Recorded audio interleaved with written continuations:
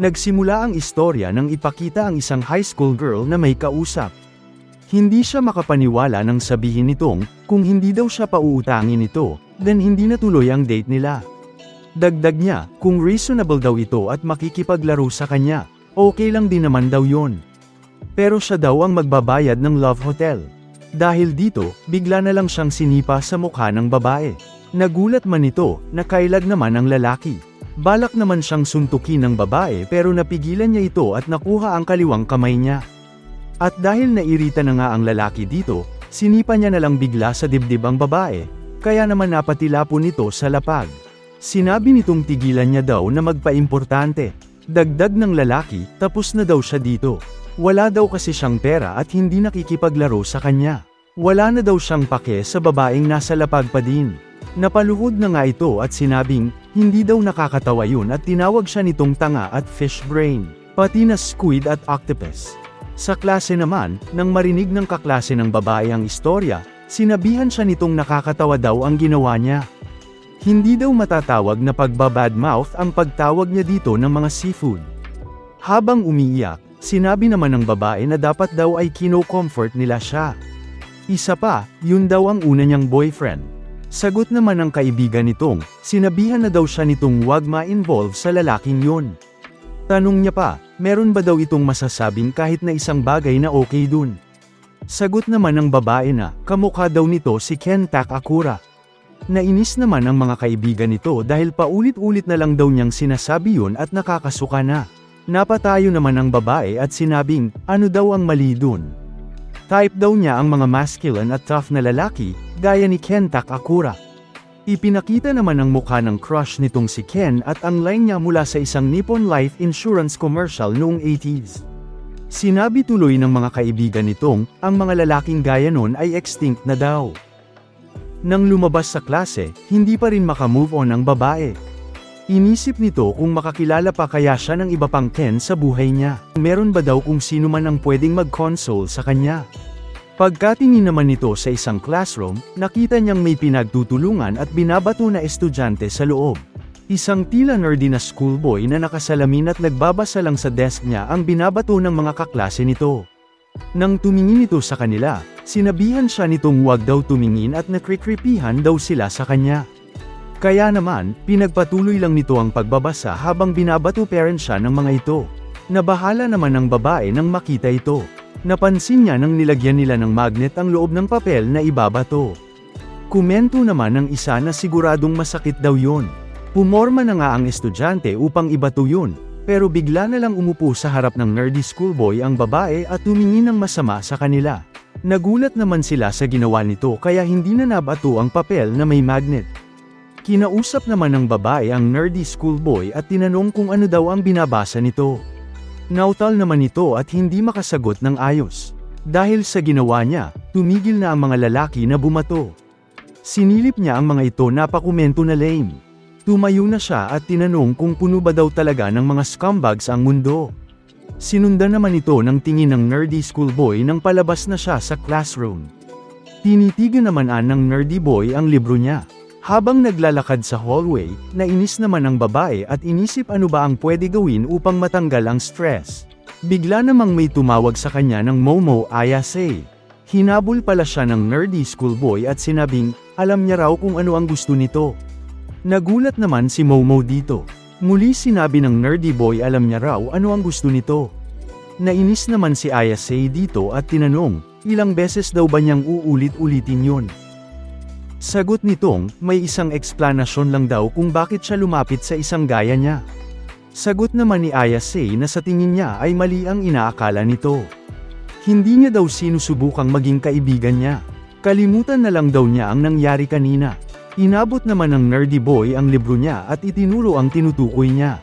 Sinabi nitong nakapunta na daw sa Mars si President Obama at nireveal na ang buong Project Pegasus. Hindi naman maintindihan ni Ayase kung bakit niya ito sinasabi. Hindi ba raw interesado ito sa paranormal, sinabi ng nerdy boy.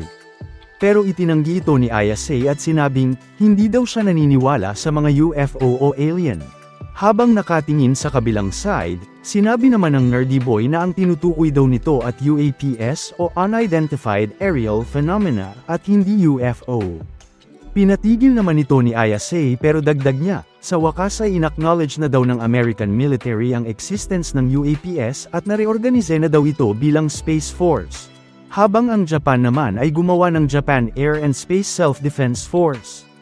Kung titignan daw mabuti, naghahanda na sila para sa space war.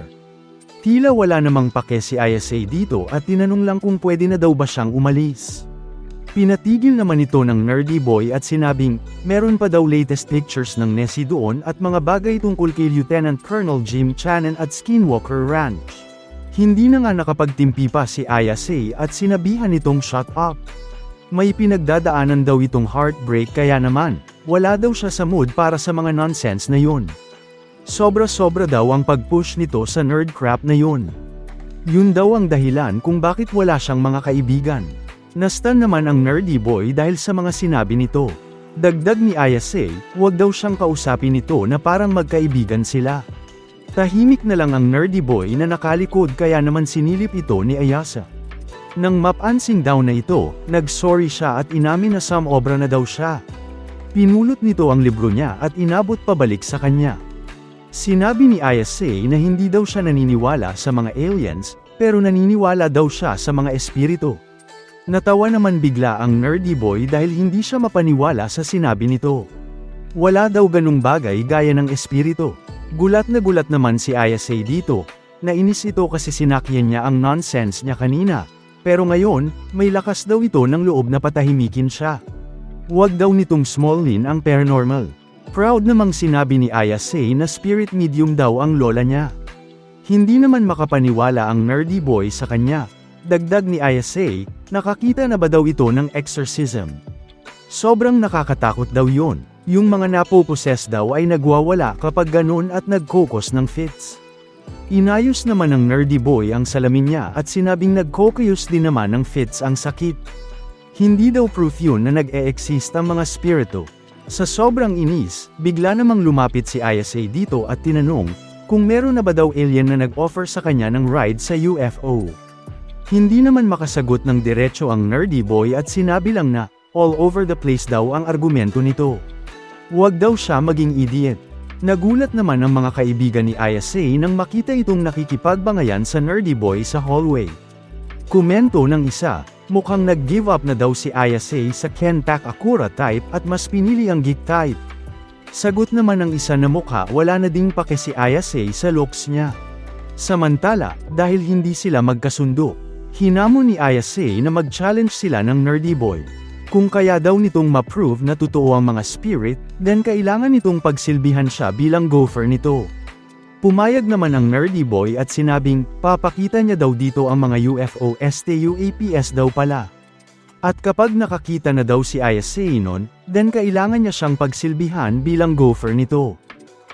Ipinakita naman ng isang medical school hospital na mukhang luma at abandonado na.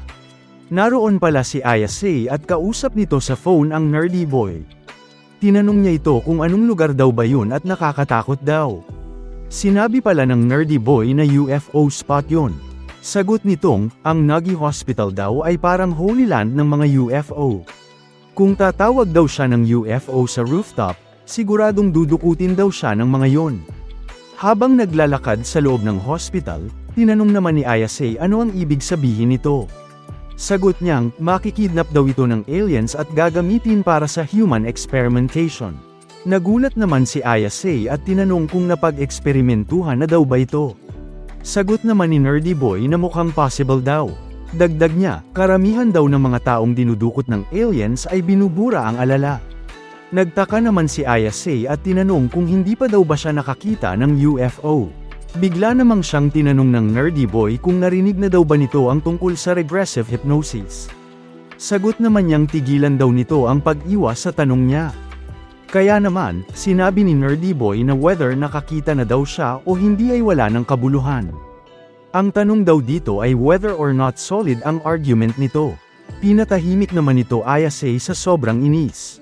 Tinanong niya kung kamusta naman daw dun sa kanya. Nakarating na daw ito sa haunted location, sagot ni nerdy boy. Nasa may entrance naman ito ng isang no-entry tunnel. Halatang kabado ito pero sinabi niyang papatunayan niya raw sa kanya na walang multo. Nanginginig na nga ito sa takot at tinanong ni Ayase kung takot daw ba ito. Dagdag ni Ayase na garantisadong may makikita daw siyang multo dun. Sikat daw sa internet ang istorya na yun. Lalong kinabahan tuloy si Nerdy Boy kaya namang kumanta ito ng malakas.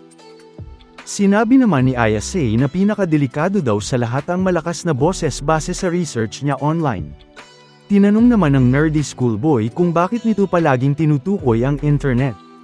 Hindi pa raw ba ito nakakita ng espiritu? Sagot ni Ayase na hindi pa. Gulat na gulat naman ang nerdy boy dito. Ang lakas daw ng loob niyang ipagmalaki na merong espiritu hindi pa pala siya nakakakita. Napasorry na lang tuloy si Ayase dito. Sinabi ni Nerdy Boy na bawiin daw nito ang mga sinabi niya. Hindi pa daw siya nakakakita ng spirit pero naniniwala na daw siya dito. Kakaiba daw yun. Sagot naman ni Ayase na hindi daw yun bizarre dahil gaya ng sinabi niya, ang lola niya daw ay isang spirit medium at sobrang close daw nila. Yun ay dahil wala na siyang mga magulang. Napatigil naman si Nerdy Boy dahil dun at napa-IC na lang. Nagulat naman si Ayase na bigla itong nahiya. May nais daw sabihin si Ayase sa kanya at yun ay, sobrang weird daw ng pamilya nila. Dati, tuwing lumalabas daw siya, may kailangan daw itong gawing ritual for good luck. Pinipilit daw siya ng lola niya na gawin yun hanggang sa makarating siya sa eskwelahan nila. Siyempre, dahil doon, inaasar daw siya ng mga kaklase niyang lalaki at pinagtatawanan. Pero kung hindi niya daw gagawin ang ritual, magagalit daw ang lola niya at may feel bad daw si Ayase kung ganun. Pinakamalala pa daw ay nang pagtawanan siya ng crush niya noon. Kinamuhian niya raw ang lola niya dahil dun. Dahil kasi sa ritual na pinapagawa ng lola niya, ayaw sa kanya ng crush niya, yun daw ang iniisip niya noon. Ang dami niya daw nasabing masasamang bagay sa lola niya. At bilang resulta, matagal silang hindi nag-usap at nagpansinan nito. At tinihil na din ito ang paggawa ng ritual na yun. Nakikinig lang sa kanya ang Nerdy Boy sa other line ng phone. Dagdag pa ni Ayase, ang weird thing daw ay, naiirita daw siya kapag pinagtatawanan ang pamilya niya. Dahil dun, meron daw itong na-realize. Hindi naman daw siya naiinis dahil hindi siya nagustuhan ng crush niya. Ang pinakaayaw daw nito, ay yung crush niya ay pinagtawanan ng lola niya. Ang totoo daw kasi, ang lola niya at ang trabaho nito bilang spirit medium ay special sa kanya at minahal niya daw yun. Kaya naman, inamin nitong, never pa daw siyang nakakita ng multo. Hindi rin daw siya sigurado kung ang ability ng lola niya na masense ang supernatural ay totoo o hindi. Gayunpaman, inalagaan daw siya nito at siya ang nagpakalaki sa kanya. Higit pa dun, ang lola niya daw ang naniwala sa kanya. Kaya naman, sinabi nitong naniniwala siya sa mga espiritu. Tahimik pa din ang Nerdy Boy at hindi na nakasalita pa. Tinanong siya ni Ayase kung bakit naman siya naniniwala sa aliens. Hindi naman ito makasagot at sinabi na lang na importante pa daw ba yun. Hindi naman makapaniwala si Ayase na wala itong rason para dun. Sagot ni Nerdy Boy na kailangan ba daw ng rason upang gustuhin ang isang bagay. Mukhang hindi naman daw nga kailangan, wika ni Ayase. Nag-comment naman ito na kapag nasa phone daw, ang bilis magsalita ni Nerdy Boy na tinawag niyang occult. Hindi naman makapaniwala si Nerdy Boy o occult dito. Siguro daw kasi endaling kausapin ito sagot niya. Sa loob ng tunnel, may bigla namang nagpakita na matanda sa harap ni occult. Sinabi nitong, hahayaan niya daw siyang sipsipin ng pakwan niya kung papayagan niya itong lamutakin ang saging niya. Kinabahan naman sa other line si Ayase habang napasigaw na lang si Okyuo ng multo. Sa phone, sinabi naman ni Ayase na kahit na anong mangyari, huwag daw itong tatakbo. Ngunit huli na ang lahat, sa sobrang kaba, kumaripas na papalabas si occult.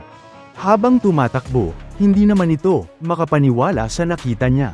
Sinasabi nito sa sarili niyang matandang babae lang daw yun.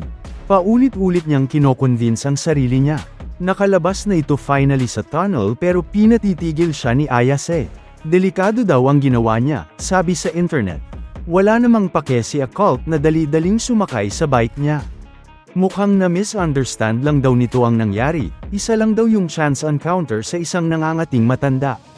Sinabi ni Ayase na anuman ang mangyari, huwag daw nitong hahayaan na ma-overtake siya ng multo.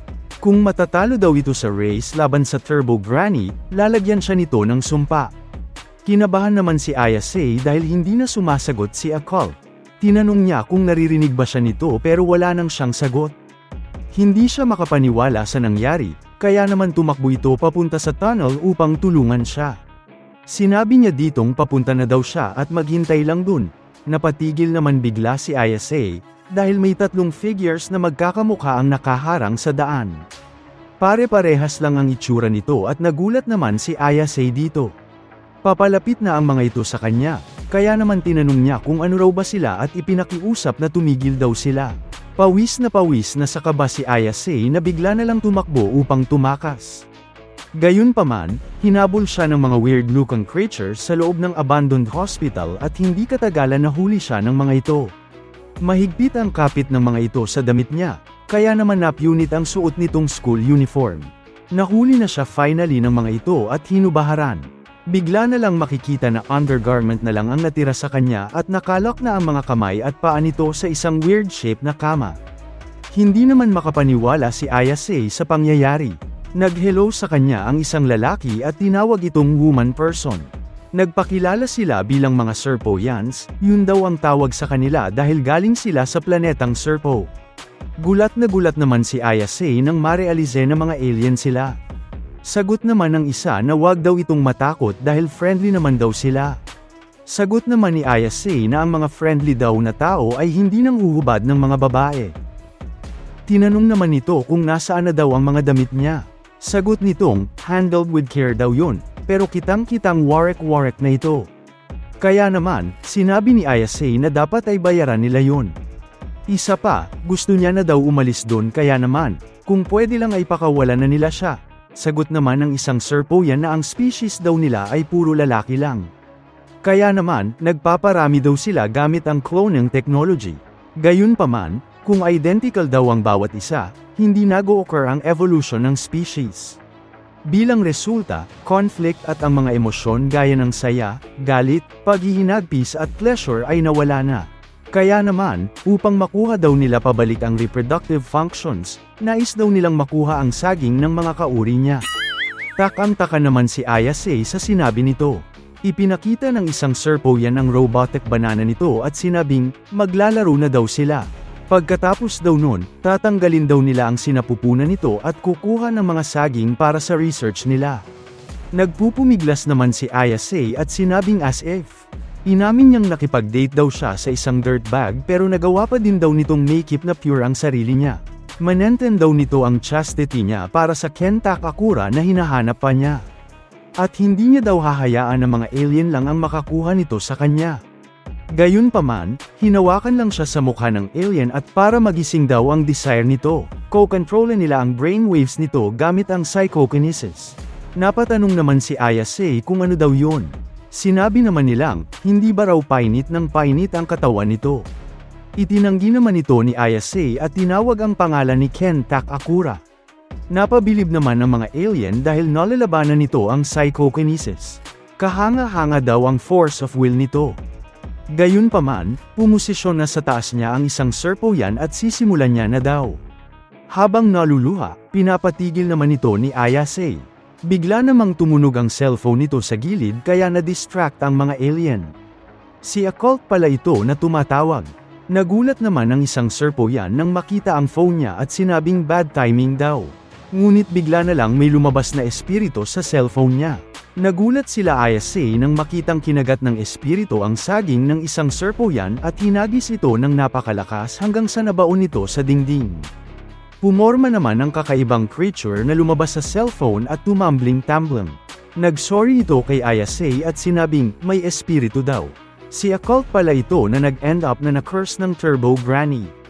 Nagsa-spider walk pa nga ito habang kinakausap siya. Thankful naman si Ayase na makita siya doon at hiniling na tulungan siya nito. Na-curious naman ang alien dahil gamit ang smartphone ay na-infiltrate nito sila. Ang technology daw na yun ay wala pa sa kanila. Samantala, humingi naman ng tulong si Occult at sinabing, hindi niya raw makontrol ang sarili niya. Habang pilit na tumatayo, bigla itong na-take over ng Turbo Granny na sinabing, hayaan daw nilang lamutakin nito ang saging niya. Hey, That's pretty good. Sinabihan naman ito ni Ayase gumising. Wika ng isang Serpoyan na wala daw siyang permiso na pumasok sa lugar na yon. Umikot-ikot ang ulo nito at sinabihan siyang umalis. Kung ayaw niya raw, ibigay na lang daw nito ang saging niya sa kanila. Nag-iba naman ang itsura ng mga alien at nandiri si Ayase dito. Umatake na nga ang Serpoyan gamit ang sixth sense organs pero tumakbo sa dingding ang Turbo Granny na nasa katawan ni Occult. Napakabilis daw nito, komento ng isang alien, kaya naman hindi nito magamit ang psychokinesis niya. Muli, kinagat na naman ni Turbo Granny ang saging ng isang alien at tinanggal ito, kaya naman wala na itong nagawa kung hindi ang mapahiga. Hindi naman makapaniwala ang isang alien dahil precious daw ang mga saging nila. Kaya naman tinawag nitong banana thief ang Turbo Granny. Ginamit tuloy ng alien ang Serpoyan form serpogrammetry upang labanan ito at huli niya na daw siya. Na-target naman niya ito na biglang napatilapon ng napakalakas sa dingding. Nabahala naman si Ayase para kay Occult. Dahil sa malakas na pagtama nito sa pader, biglang bumalik si Occult. Sinabi ng isang Serpoyan na never pa daw sila naka-encounter ng ganun ka-physically aggressive na tao.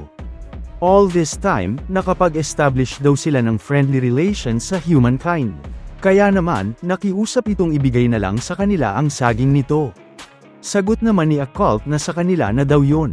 Kung siya lang daw yun, pwede nilang kunin anuman ang gusto nila. Inamin nitong buong buhay niya, ang nais niya lang daw ay ang makakilala ng alien. Sinabi niyang wala daw siyang kaibigan kaya naman, inisip niyang kung meron ng alien, siguro makikipagkaibigan daw sila sa kanya. Nagulat naman si Ayase nang marinig nitong simula pa daw elementary school, tumitingin daw ito sa kalangitan at hinihiling na dumating ang mga UFO pero never daw silang dumating. Mangiyak-ngiyak na nga si Occult nang sabihin na kahit na gaano kadalas niya itong tawagin, never daw silang nagpakita. Binubuli daw siya ng mga tao habang sinasoalang bahala naman siya ng mga alien. Wala daw ni isa ang nag-a-acknowledge ng existence niya, pero inalala nito kung gaano siya tinulungan ni Ayase laban sa bully nito. Kaya naman, sinabi nitong huwag daw nilang gagalawin si Ayase. Kung gagawin daw nila yun, hindi sila makakatakas sa kanya. Hindi naman inasahan ni Ayase yun. Unti-unting nag-transform si Occult at sinabing, hahayaan niyang maging monster siya kung para lang sa kapanakanan nito. Sinir naman siya ni Ayase at sinabing, ipakita ang pagkalalaki nito. Gayunpaman, muli siyang i-take ng alien gamit ang Serpoyan form. Kaya naman muling tumama sa pader ito. Bumalik ang katauhan ni Occult at sinabi kay Ayase na mukhang hindi niya raw pala kakayanin na labanan sila. Hindi naman ito makapaniwala na ganun kabilis lang itong bibigay. Wika naman ng isang alien na ang barbaric person na gaya niya ay hindi daw papasa bilang kaibigan. Isa pa, mas gusto daw nila ang mga babae na tao kesa lalaki. Kaya naman, umangat muli ang robotic nitong saging at sinabing, gigisingan muli ang desire ni Ayase. Pilit naman itong nilalabanan ang psychokinesis nila. Naalala nito ang lola niya at kung paano siya nito sinasabihan na gawin ang ritual. Gayunpaman, nung bata siya ay ayaw niyang sumunod dahil pinagtatawanan daw siya ng mga kaibigan niya dahil dun. Flashback sa nakaraan, tinanong ng lola niya kung ano daw ang sinasabi nito. Kung i-release daw nito ang chi niya, hindi daw siya magkakasakit o maaksidente. Walang kahit na anong evil ang lalapit sa kanya. Pinahawakan nito ang tiyan niya at sinabing, focus ang energy niya sa ilalim ng belly nito. Sunod ay i-visualize ang chi na lumalabas sa taas ng ulo nito. Kaya naman nakapatong ang kanang kamay niya sa ulo niya. Pero dahil dun, pinagtatawanan siya ng mga ibang bata at tinatawag na weirdo. Sinusubukan daw ba nitong makipag-usap sa mga alien? Asar nila. Nag-walkout tuloy si Ayase sa lola niya at sinabing, never niya na daw gagawin yun. Tinawag naman itong Momo ng lola niya at pinatigil. Gayunpaman, umalis lang ito at sinabing kinamumuhian niya daw ang lola niya at tinawag itong phony spirit medium. Balik sa present, inisip naman ni Ayase kung bakit naalala niya yun sa panahon ngayon. Nag-sorry ito sa lola niya at sinabing nahihiya lang daw talaga siya noon. Habang nakapikit, inalala naman ito ang pinagawa ng lola niya sa kanya, na e-focus ang energy sa ilalim ng belly at e-visualize ang chi. Dahil dun, bigla nitong nawasak ang machine kung saan siya nakagapos at nakalaya ito. Gulat na gulat naman ang lahat dahil sa nagawa nito, lalo na si Ayase mismo. Hindi makapaniwala si Occult na meron daw palang paranormal ability si Ayase. Pero sagot nitong, gaya niya, nagulat din daw siya dun. Na-shock naman ng alien na napupush nito ang psychokinesis niya. Paano daw nangyari yun hindi pa naman daw nito na-employ ang psychokinesis dati.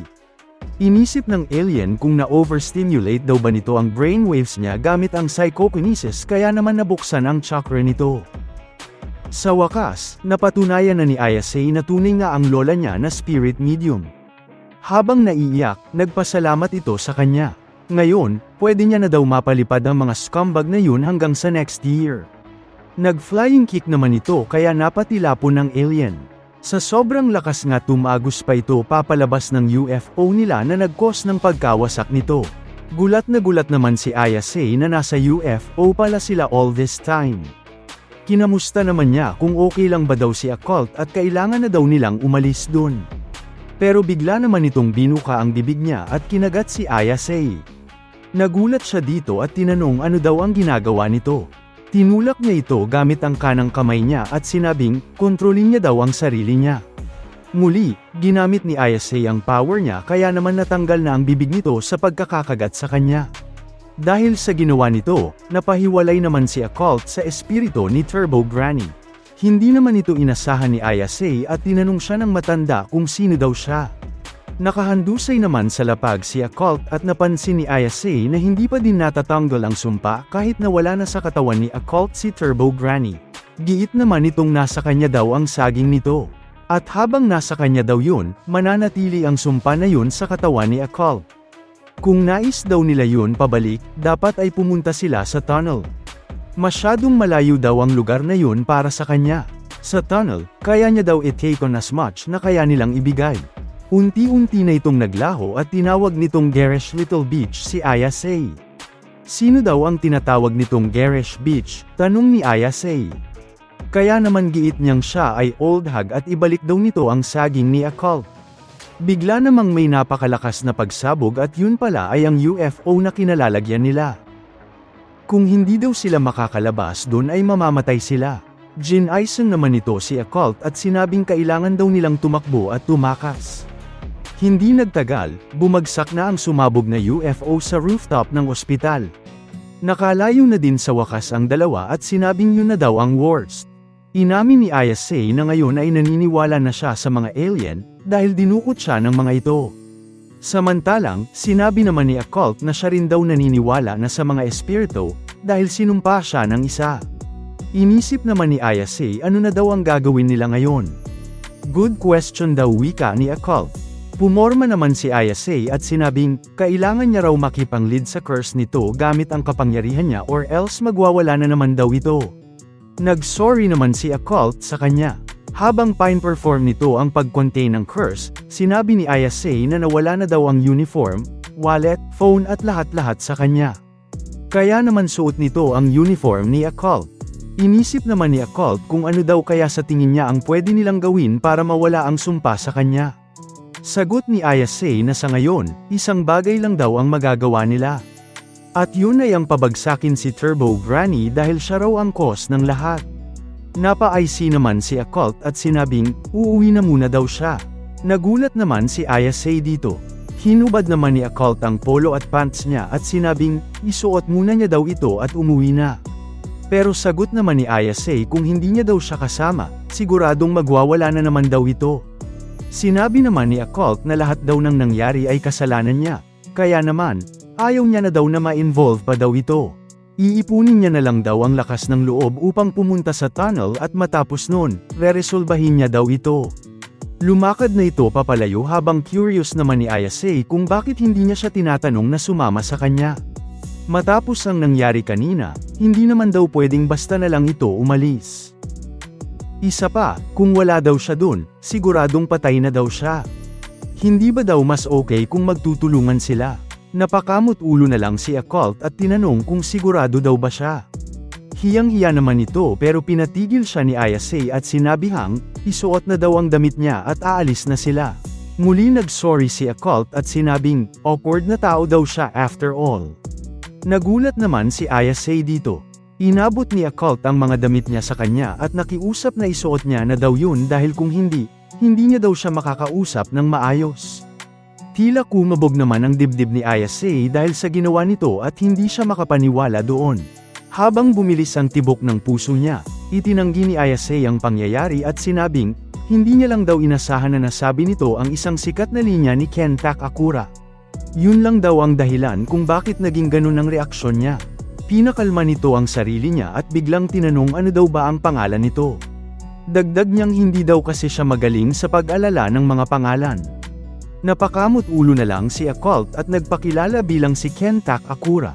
Na-stun naman si Ayase nang marinig niya yun.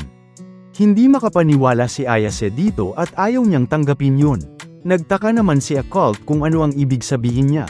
Wala naman daw kinalaman ng acceptance doon dahil pangalan niya talaga ay Ken Takakura. Tinakpan ni Ayase ang tenga niya at sinabihan itong tigilan na ang pagbanggit noon dahil ayaw niya raw marinig. Nagulat naman si Occult dahil biglang bumalik ang sumpa niya. Kaya naman hiniling nito kay Ayase na gamitin na agad ang powers niya dahil sinabi na naman ni Turbo Granny na nais niya daw lamutakin ang saging nito. Dahil dun, napatilapo na nga sa dingding si Occult matapos tanggalin ang sumpa at nagpasalamat siya dito. Sinabi naman ni Ayase na kailangan daw nilang mag-set ng ground rules. Una na dun, ay off-limits ang pangalan niya. Wala namang ibang magawa si Occult kung hindi tanggapin yun. At dahil mahilig daw ito sa paranormal stuff, ang itatawag niya sa kanya ay Okarun. Kapag ginamit daw ulit nito ang tunay niyang pangalan ay papaslangin niya ito. Giit naman ni Okarun na totoong pangalan niya naman talaga yun. Gayunpaman, tinanggap niya na lang ang kondisyon. Napansin ni Ayase na tila hindi naman ito na-upset dahil dun. Nagulat si Okarun at habang naglalakad sila at nakatikip ang mukha niya, sinabi niya na ayaw niya daw talaga. Pinilit naman siya ni Ayase na ipakita ang mukha niya. Inasar niya ito dahil mukhang masaya pa nga siya dahil dun. Bigla namang napotat si Okarun kaya inis na inis si Ayase. Sinisi naman siya nito dahil masyado daw siyang nitong prime pressure. Samantala, napatigil si Ayase nang ma-realize na umaga na pala. Dahil dun, mukhang hindi na daw lalabas si Turbo Granny. Nagtaka naman si Okarun at curious din kung totoo ba yun. Paglilinaw ni Ayase, ang mga multo at goblin daw ay lumalabas lang sa gabi. Kaya naman inaya niya muna ito sa bahay nila. Mas magkakaproblema pa daw sila dahil sa suot nito ngayon kesa sa goblin. Makikita namang may tori o Japanese gate pala sina Ayase sa lugar nila. Sinabi nitong, sobrang istrikta daw ang lola niya pagdating sa mga lalaki, kaya naman daw mag-ingat ito. Muntik na daw kasi niyang mapatay dati ang ex-boyfriend nito. Nagulat naman si Okarun dito at tinanong bakit niya daw sinasabi yun ngayon. Paghakbang nito sa gate ay tila nasunog naman bigla si Okarun. Gulat naman si Ayase at inisip ano ang nangyayari. Napansin nito ang ilog sa gilid at gamit ang ability niya ay naisip niya na itapon dito si Okarun. Nang nasa tubig na ito, tinanong niya kung okay lang ba siya at nang mag-thumbs up si Okarun, hinayla siya nito muli, gamit ang power niya. Ipinakita ang isang talisman at naisip nilang yun siguro ang dahilan sa pangyayari. Nag-sorry naman si Ayase dito at sinabing, protektado daw ang lugar nila ng isang mystical barrier. Habang nakahandusay sa lapag, sinabi naman ni Okarun na buong akala niya daw ay mawawala na siya. Curious naman si Ayase kung okay lang bang tanggalin muna ang talisman doon saglit at kinuha niya ito. Ngayon, inaya niya na ulit si Okarun na pumasok. Kabado naman ito at kinumporma kung sigurado ba siyang okay na. Oo daw sagot ni Ayase at kung masusunod daw ito muli, pwede niya namang ihagis lang siya ulit sa ilog. Inuna muna ni Okarun ang kamay niya upang ma-check kung okay na, bago naglakad papasok ng gate. Finally, safe na at kinamusta ni Ayase ang pakiramdam nito. Nagsisting daw ang katawan niya, sagot ni Okarun. Nagulat naman si Ayase sa buhok nitong mukhang middle-aged lady perm daw. Nainis naman si Okarun na pinagtatawanan pa siya nito gayong muntik na siyang mamatay dun. Pagpasok sa loob, tinawag ni Ayase ang lola niya at nagtaka na mukhang wala pala siya dun. Umakyat na ito sa hagdan at sinabing, okay lang naman daw yun at kaya't sinundan siya ni Okarun. Dumiretso si Ayase sa kwarto niya na may posters pa ng crush niyang aktor na si Ken Takakura. Pinatigil niya si Okarun sa labas at sinabing, maghintay lang daw dun at isara muna ang pinto dahil magpapalit siya ng damit. Pagkasara naman nito, bigla namang bumalik muli ang espiritu ni Turbo Granny. Kaya naman, binuksan niya muli ito at sinabing bumalik daw ang sumpa. Gayunpaman, naghuhubad pa si Ayase kaya sagot niyang wag daw itong basta-basta pumasok. Pinaikot niya siya at pinag-face the wall. Nag-sorry naman si Okarun dito habang nainis si Ayase dahil pahirap daw talaga ito. Binatuhan niya naman siya ng damit at sinabing, isuot daw muna yon ni Okarun. Pang babae nga lang daw yun, pero okay lang naman daw. Pinulot niya naman ito at nagpasalamat. Bigla namang naalala ni Ayase na tanungin kung wala na daw ba ang you know what nito. Nagulat naman si Okarun at biglang napatingin sa kanya upang tanungin ano daw ang sinasabi niya. Pero tinakpan niya muli ang mga mata niya nang ma-realize na nagbibihis pa nga pala siya. Nag-sorry itong at sinabing wala na daw siyang nakita. Sagot naman ni Ayase na okay na naman daw. Casual nitong sinabi na ipakita niya daw ang junk niya. Ang tinutukoy daw niya ay ang sinabi ni Turbo Granny. Ni-reveal nito na isinumpa siya ng espiritu at kinuha ang saging nito. Gulat na gulat naman si Okarun at sinilip ang boxers niya upang ma-check. Totoo pala, at napasigaw pa nga ito dahil nawawala ito. Hindi naman makapaniwala si Ayase at tinanong ano daw ang meron dun at nais niyang makita. As if naman daw ipapakita yun ni Okarun, sabay tanong kung ignoramus ba daw ito. Bakit naman daw hindi? Sagot ni Ayase, wala namang something dun. Whether meron o wala, hindi na daw mahalaga yun, wika ni Okarun. Nainis naman si Ayase sa pagkapeti nito. Sobrang lala daw ng pangyayari at inisip ni Okarun ano ang gagawin niya ngayong wala na yun. Habang yakap-yakap ang unan, sinabi ni Ayase na wag daw siyang sisihin nito. Sagot naman ni Okarun na siya daw ang nakaisip na gawing contest yun. Paglilinaw naman ni Ayase na hindi siya interesado sa paranormal baloney nito nung una pa lang. Siya raw ang kuda ng kuda tungkol sa crap na parang naghahanap ng away. Sinabi naman ni Okarun na ayaw niya daw pala mapasin ang pagkakataon na yon. Sa totoo lang daw kasi, nais niyang magkaroon ng kaibigan at ayaw niyang marisk na mawala ang chance niya na yon. Kaya naman, inamin niyang desperado daw itong kausapin siya. Habang nakatalikod, sinabi ni Okarun na alam niya na dapat na magkaiba sila ng mundo. Hindi niya na raw dapat sinubukan pang kausapin ito. Kaya nag-sorry siya at na-mix up pa ito sa isang delikadong sitwasyon.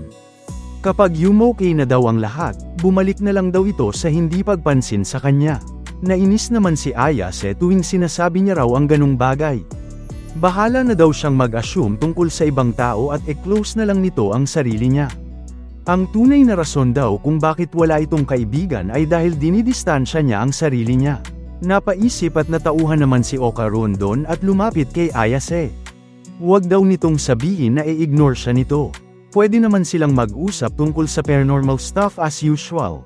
Naluha naman si Okarun dahil doon at sinilip siya ni Ayase dahil hindi na ito sumagot. Pinok niya ito at bigla naman siyang tinawag na skank ni Okarun. Hindi naman makapaniwala si Ayase dito. Wala daw itong sense of tact, sabi ni Okarun at masyadong blunt pagdating sa shortcomings ng iba. Inis naman si Ayase at tinanong ano ang ibig sabihin ng tact. Habang nagbabangayan ang dalawa, napansin nilang tumunog ang doorbell. Inisip ni Okarun na maaring yun na ang lola niya.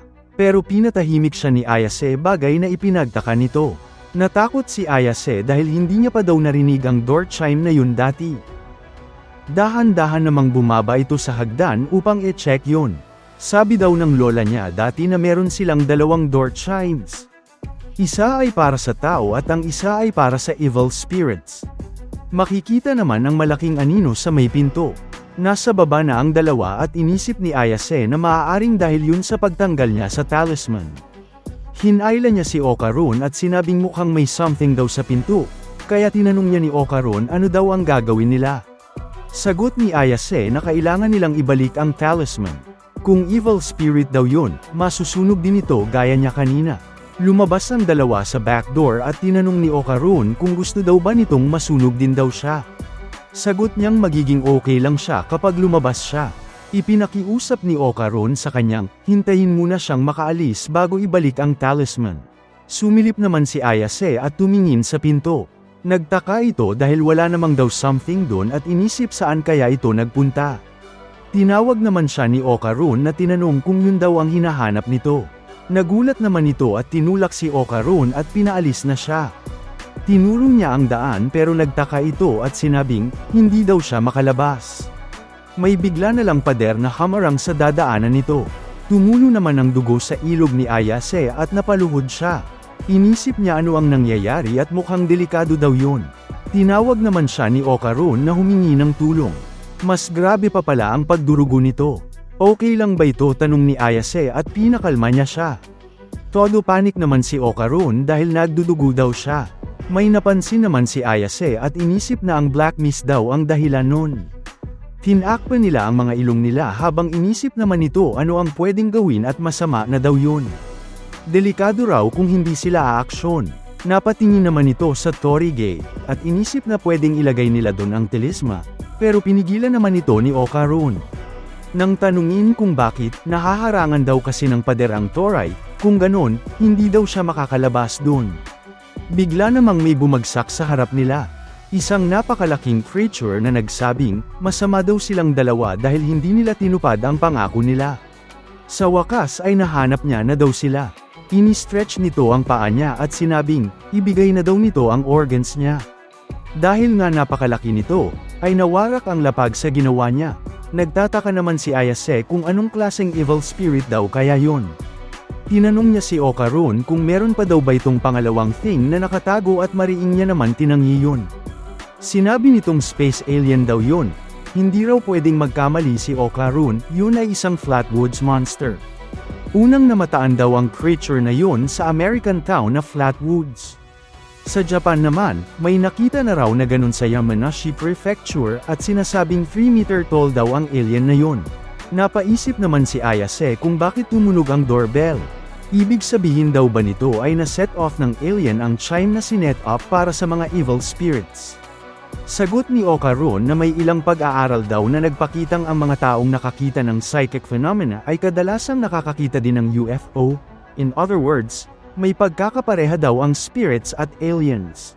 Inisip tuloy ni Akase kung kasamahan kaya ito ng alien na na-encounter nila. Kung wala daw silang gagawin son, siguradong mamamatay sila dahil sa poison nito. Pero kung titignan daw palagi nito ang curse ni Okarun, hindi niya masyadong magagamit ang abilities niya. Confident namang sumagot si Okarun na lalabanan niya daw yun. Kaya naman, hayaan na daw nitong lumabas ang sumpa niya. Nagtaka naman si Ayase sa request nito. Wika ni Okarun, hindi daw siya takot sa mga alien. Tinanong niya ito kung kaya niya bang ma-release ang curse sa katawan niya pero isippress ito sa ulo niya lang. Na-distract naman sila nang bigla na lang nasunog ang paligid nila, kaya dali-dali silang tumakbo.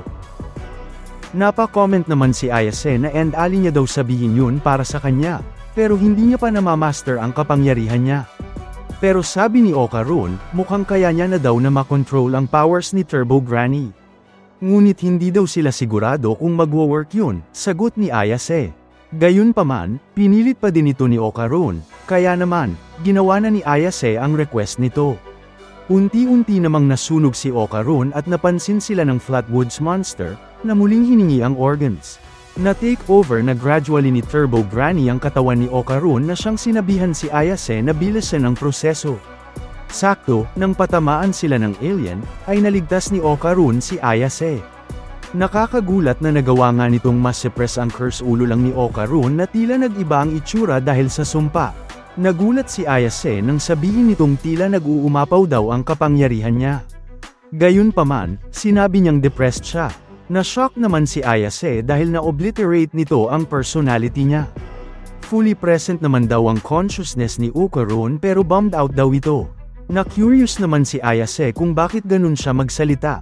Nag-sorry tuloy si Okarun at muling sinabi na yun ay dahil awkward na tao daw siya. Sinakal naman ito ni Ayase dahil sinabihan niya na daw itong wag sasabihin ang linyang yun. Dagdag ni Okarun, ano pa daw ba ang silbi nito, mas okay kung mawala na lang siya. Muli, pinatigil siya ni Ayase at naiirita na daw siya dito. Nagbaw naman ito sa kanya ng paulit-ulit at sinabing, babalik din daw siya in a minute. Tinawag naman itong idiot ni Ayase at sinabihang tignan ang pupuntahan niya. Nasa harap na pala ni Okarun ang napakalaking kamay ng halimaw. Trinap siya nito sa kamay niya at kinisat, bagay na ikinagulat ni Ayase. Gayunpaman, bigla na lang naputol ang mga daliri ng halimaw sa kaliwang kamay nito habang buhay naman si Okarun. Nagulat siya dahil kusang gumalaw na lang daw ang katawan niya. Inisip niyang ganun daw pala talaga kalakas ang kapangyarihan ni Turbo Granny. Habang kagat nito ang daliri ng monster, bigla na lang siyang nanlumo. Nagulat naman si Ayase sa bilis nito at tinanong kung paano niya nagawa yon. Nakakabilib daw dahil at this rate, mukhang kayang-kaya niya daw matalo ito. Pero biglang nagsuka si Okarun at nagtaka si Ayase kung ano ang nangyari. Pumorma ang Flatwoods Monster na hinampas ito bigla ng malakas kaya naman napatilapon siya sa bubong ng bahay. Nabahala naman si Ayase para dito. Gayunpaman, inunstretch ng monster ang paa niya next kaya't napatakbo si Ayase. Buti na lang at to the rescue naman si Okarun na siyang kinamusta ni Ayase.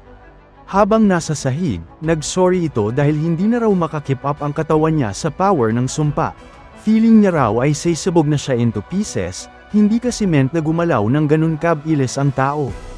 Gayunpaman, ang nagawa lang daw nito ay maputol ang 5 daliri ng kalaban. Napasigaw tuloy ito at tinanong kung paano pa raw kaya nila yun matatalo. Paano naman daw niya malalaman, sagot ni Ace, at huwag daw siyang magalit sa kanya. Kung alam niya lang daw kung paano talunin yun, di sana hindi na sila naghirap pa ng ganon. Bigla namang may napansin si Ayase at tinanong kung nagsusumo daw ba ito. Pumorma nga ang Flatwoods Monsters na parang sa sumo kaya naman inisip ni Ayase na kung magagawa nitong mahawakan ng lapag, ibig sabihin daw nun siguro ay panalo na sila. Curious naman si Okarun kung henyo daw ba ito at sagot niyang oo. Kaya naman, hiniling muli ni Okarun na suppress nito ang curse niya sa ulo ng one last time dahil limit niya na daw yun. Targetan daw nito ang legs niya, sabi ni Ayase. Sinabi ni Okarun na gagamitin niya raw ang powers niya upang ma-knockdown nito. Kailangan naman daw makalapit ni Ayase so nagpa-backup ito sa kanya. Muli, dine demand ng halimaw na ibigay na nito ang organs niya at hawak-hawak naman ni Okarun si Ayase. Napakabilis naman nitong tumakbo at bumitaw kay Ayase upang matamaan ang kanang leg ng kalaban. Kinagat niya ito pero sinabi niyang hindi niya na raw kaya. Kaya naman pumorma si Ayase upang makurb ang curse nito gamit ang parehas niyang kamay. Nairita naman si Ayase dahil pahirap daw ito. Bumaliktad si Okarun habang napahawak naman na sa lapag ang monster at dahil dun, nagmelt ang kamay nito. Tuwang-tuwa ang dalawa dahil nangyari ito gaya ng plinano nila. Gayunpaman, ginamit lang ng alien ang mga paa niya bilang suporta. Hindi ito inasahan ni Ayase at pinatakbo naman siya ni Okarun. Pero huli na ang lahat, at nakuha siya ng kalaban gamit ang kabilang kamay nito at biglang hinampas sa dingding kung saan naroon ang Toray Gate. Hindi naman makapaniwala si Okarun dito at tinawag si Akase, ngunit nabaon na ito doon at makikitang duguan. Dahil doon, muling lumabas ang espiritu ni Turbo Granny at nag-snap ang katawan ni Okarun. Gayunpaman, bigla rin siyang bumalik sa dati. Nagsalita naman bigla si Ayase at inangat ang kamay niya. Sinabi nitong pahirap daw talaga si Okarun. Tinawag naman nito ang sumo alien at sinabing, nahawakan na daw nito ang ground at dahil doon nag-cheat daw siya. Ni-request naman ni Okarun dito na pakawalan muli ang sumpa niya at wala na daw siyang pakiano pa ang mangyari sa katawan niya. Anako naman ni Ayase ang responsibilidad sa pagtalo dun. Hindi niya raw hahayaang makatakas ito dahil sa pag-cheat niya. Curious naman si Okarun ano ang sinasabi nito. Iritang-irita na daw si Ayase sa tinawag niyang alien small fry. Na-trigger naman ito kaya bigla siya nitong sinuntok sa pader. Pinatitigil ito ni Okarun, samantala sinabi ni Ayase na hindi daw yun gumagana. Nagpakawala ng sunod-sunod na suntok ang alien kaya't nagmakaawa na si Okarun na pakawalan na ang sumpa niya. Hindi raw siya makakasurvive sa mga pag-atake ng monster. Halatang bagbog sarado na nga ang katawan ni Ayase pero hindi pa din ito sumusuko. Nagulat si Okarun dahil sinabi nitong okay lang daw dahil ngayon, na-achieve na nito ang tamang lalim. Mula daw kasi doon, nasa labas na siya ng Tory.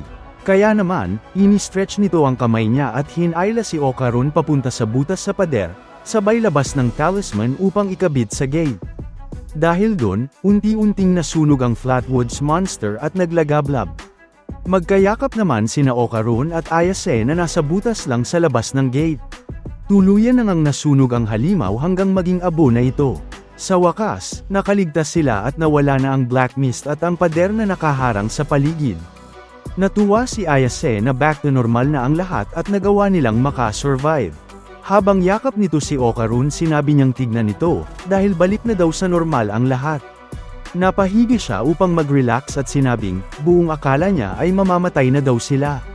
Bigla namang bumalik muli ang sumpa ni Okarun at tinawag ito. Bumangon tuloy si Ayase at nagreklamong muli na kung pwede lang daw ay bigyan siya nito ng ilang segundo upang huminga muna.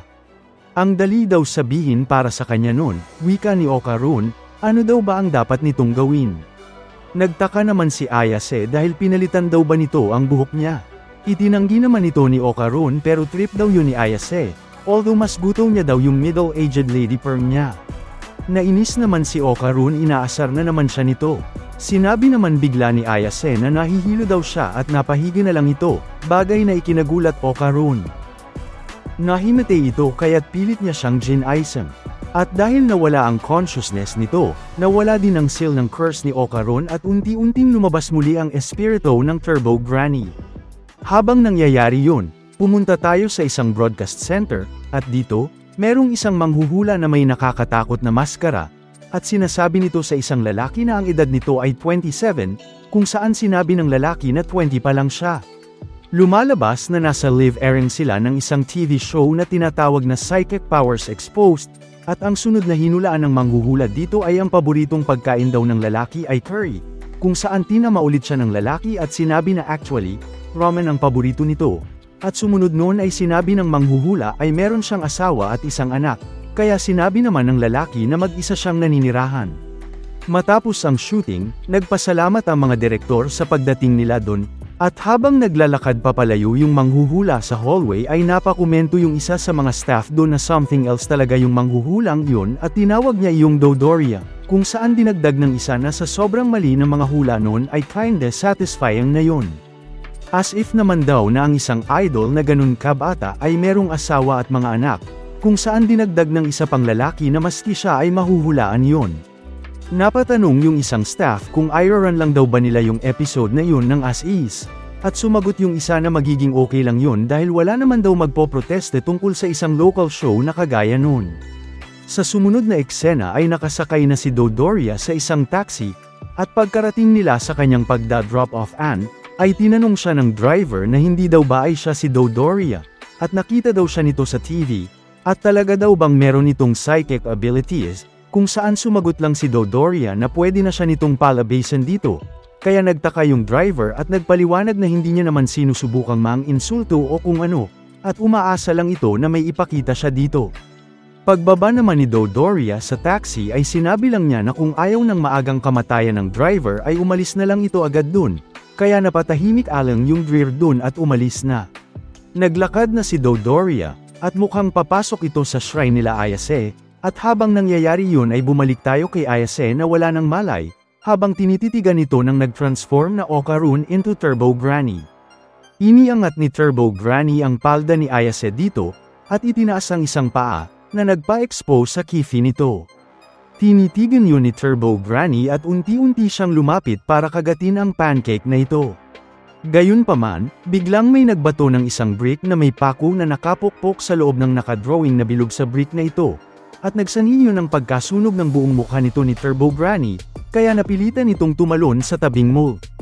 Nagkomento yung nagbato nito na at dito ay inaakala niya na nagdala na naman si Ayase ng isa pang trash boy sa bahay nila, pero lumalabas na hindi daw yun isang human. Dinagdag nito na talagang wala nang dinala yung granddaughter niya sa kanya kundi trouble, at nanunuyot na daw ang kanyang balat dahil sa stress sa mga yon, so mukhang ito ang lola ni Ayase. Lumalabas na dumating dito ang isang babae na nakasalamin na may hawak-hawak na baseball bat na may nakasulat na The Power of Nessie, na mukhang hindi naman isang lola kahit tinawag nito si Ayase bilang granddaughter niya, at hinamon nito si Turbo Granny na sumugod sa kanya. Habang nagkakatitigan ang dalawang ito ay sa isang iglap, nawala sa harapan ng babae si Turbo Granny, at sinubukan siya nitong kagatin dahil dun. Hindi naman nakalapit si Turbo Granny sa kabila ng kanyang mabilis na pag-atake, at bigla lang ulit itong binalot ng apoy, kaya nagulat itong si Turbo Granny dito. Napatalsik siya, at napakomento yung babae na ang bilis nito as all get out, Pero either way naman daw, bumagsak lang yun ang sa kagaya ng kanyang ini-expect, at alam niya daw na iikot ito para atakihin ang kanyang blind spot. Pagkapigil ni Turbo Granny sa kanyang pagtalsik, luman din ito sa isang malaking bilog na may pako sa labas ng bilog na yun, at sinabi ni Turbo Granny na tumapak ito mismo sa sinetop niyang trap. Sinubukan ni Turbo Granny na umalis sa bilog na yon, pero nang lumabas ang kanyang kamay sa bilog, bigla yung nasunog, na nagpa-atres sa kanya. Habang pinapat daw nito yung apoy ay pinaliwanag ng babae sa kanya na kapag lumabas ito sa line ng bilog na yon ay matutusta ito. Dagdag ng babae na isa yung barrier, at mukhang ginawa niya yun gamit ang nakatagong panulat sa kanyang metal bat, at pinakita dito sa atin na nasa loob din ng isang bilog ang babaeng ito, pero sa halip na nasa labas yung pako, ay nasa loob naman yung kanya, nakabaligtaran ng nakay Turbo Granny. Sinabi ng babae dito sa kanya na sa pamamagitan ng pag-fire ng talisman nail sa labas ng bilog nito ni Turbo Granny, ay ginawa niya yung region na yun into a barrier, pero kung inilagay niya naman yung pako na yun sa loob kagaya ng sa kanya, ang loob naman nun ang magiging barrier. Inikat-ikot ng babae yung baseball bat habang lumalapit kay Turbo Granny, at pinaliwanag din ito na ang rason kung bakit hindi siya nito mahawakan ay dahil protektado na siya dun. Nagkatitigan ang babae at si Turbo Granny nang napakalapit, at sinabi nito ni Turbo Granny na kakainin niya ito ng buhay at wag daw nitong isipin na matatrap siya nito ng ganto habang buhay, kung saan sumagot yung babae na ayaw niya itong itrap habang buhay, at gusto niya daw itong patayin. Hinampas ng babae si Turbo Granny sa mukha, ng hawak-hawak niyang metal bat, kaya napilitan yung dumb eye kit sa linya, na nagpasunog sa ulo nun. Nag-follow up yung babae ng dalawa pang swing habang sinasabi na i-stand lang ni Turbo Granny ang ground nito, dahil kung hindi ay madidikit ito sa linya. Habang patuloy na binubugbog si Turbo Granny ay napatanong pa yung babae na ano yung problema nito, at mukhang hindi daw nito magamit yung pinagmamalaki nitong bilis, kaya nairita dun si Turbo Granny at tinawag siyang dirty old hag. Dahil dun ay napakomento yung babae na nandidiri siya dito dahil tinatawag ni Turbo Granny na taang isa pang granny na dirty old hag habang naglalabas ng ilan pang pako. Kumuha ito ng isa pang pako at dinagdag na para sa kaalaman ni Turbo Granny, kilala siya dahil sa kanyang bewitching beauty, kung saan sinabi ni Turbo Granny na kapag sinunog siya nito, ang batang kiners nito ay mamamatay din. Sumagot naman yung babae na papatayin niya ang kahit sinong scumbag na susubok na isedos ang kanyang granddaughter, kahit na daw isa yung human. Nagpaalam na yung babae at binitawan na yung pako, kaya napasigaw si Turbo Granny dito na dirty old hag habang sinusubukang saluhin yung pako na yon. Tuluyang bumagsak yung pako na yun sa lapag, na nagsani ng malakas na tunog, at bigla tayong napunta sa isang eksena kung saan nagising na lang si Ayase sa kanyang kama matapos ang mga pangyayaring iyon. Pagkaupo niya ay agad niyang naalala si Okaron, kaya tumayo na siya sa kanyang kama at sinigaw ang pangalan ni Okaron para hanapin yun. Pagkababa niya galing sa kanyang kwarto, nakita niya dito yung lola niya na nanunood na ng TV kaya nagulat siya na nakabalik na ito. Kung saan pinatahimik lang siya nito at sinabi na nanunood siya dito ng Bakatono, kaya sinabi ni Ayase na meron siyang mas importanteng bagay kesa dun na para pag-usapan. Bigla namang tinanong ng lola niya sa kanya kung pumunta ba ito sa isang haunted spot, kaya nakuha nun yung atensyon niya, at sumang-ayon naman siya dun, pero cleaner na isang kaibigan yung gumawa, kaya napatanong yung lola niya na para saan, at sumagot siya na dahil nag-usap sila noon at one thing just led to another. Speaking of friend naman daw, may nakita daw ba yung lola niya na isang batang lalaki sa lugar nila, at kung hindi daw siya mananatili sa tabi nun ay magkakaroon sila doon ng malaking problema. Tumawa ng malakas yung lola niya dito, at napakomento na talagang isang national treasure si Bakatono, kaya nairita si Ayase doon at tinanong kung nakikinig ba ito sa kanya.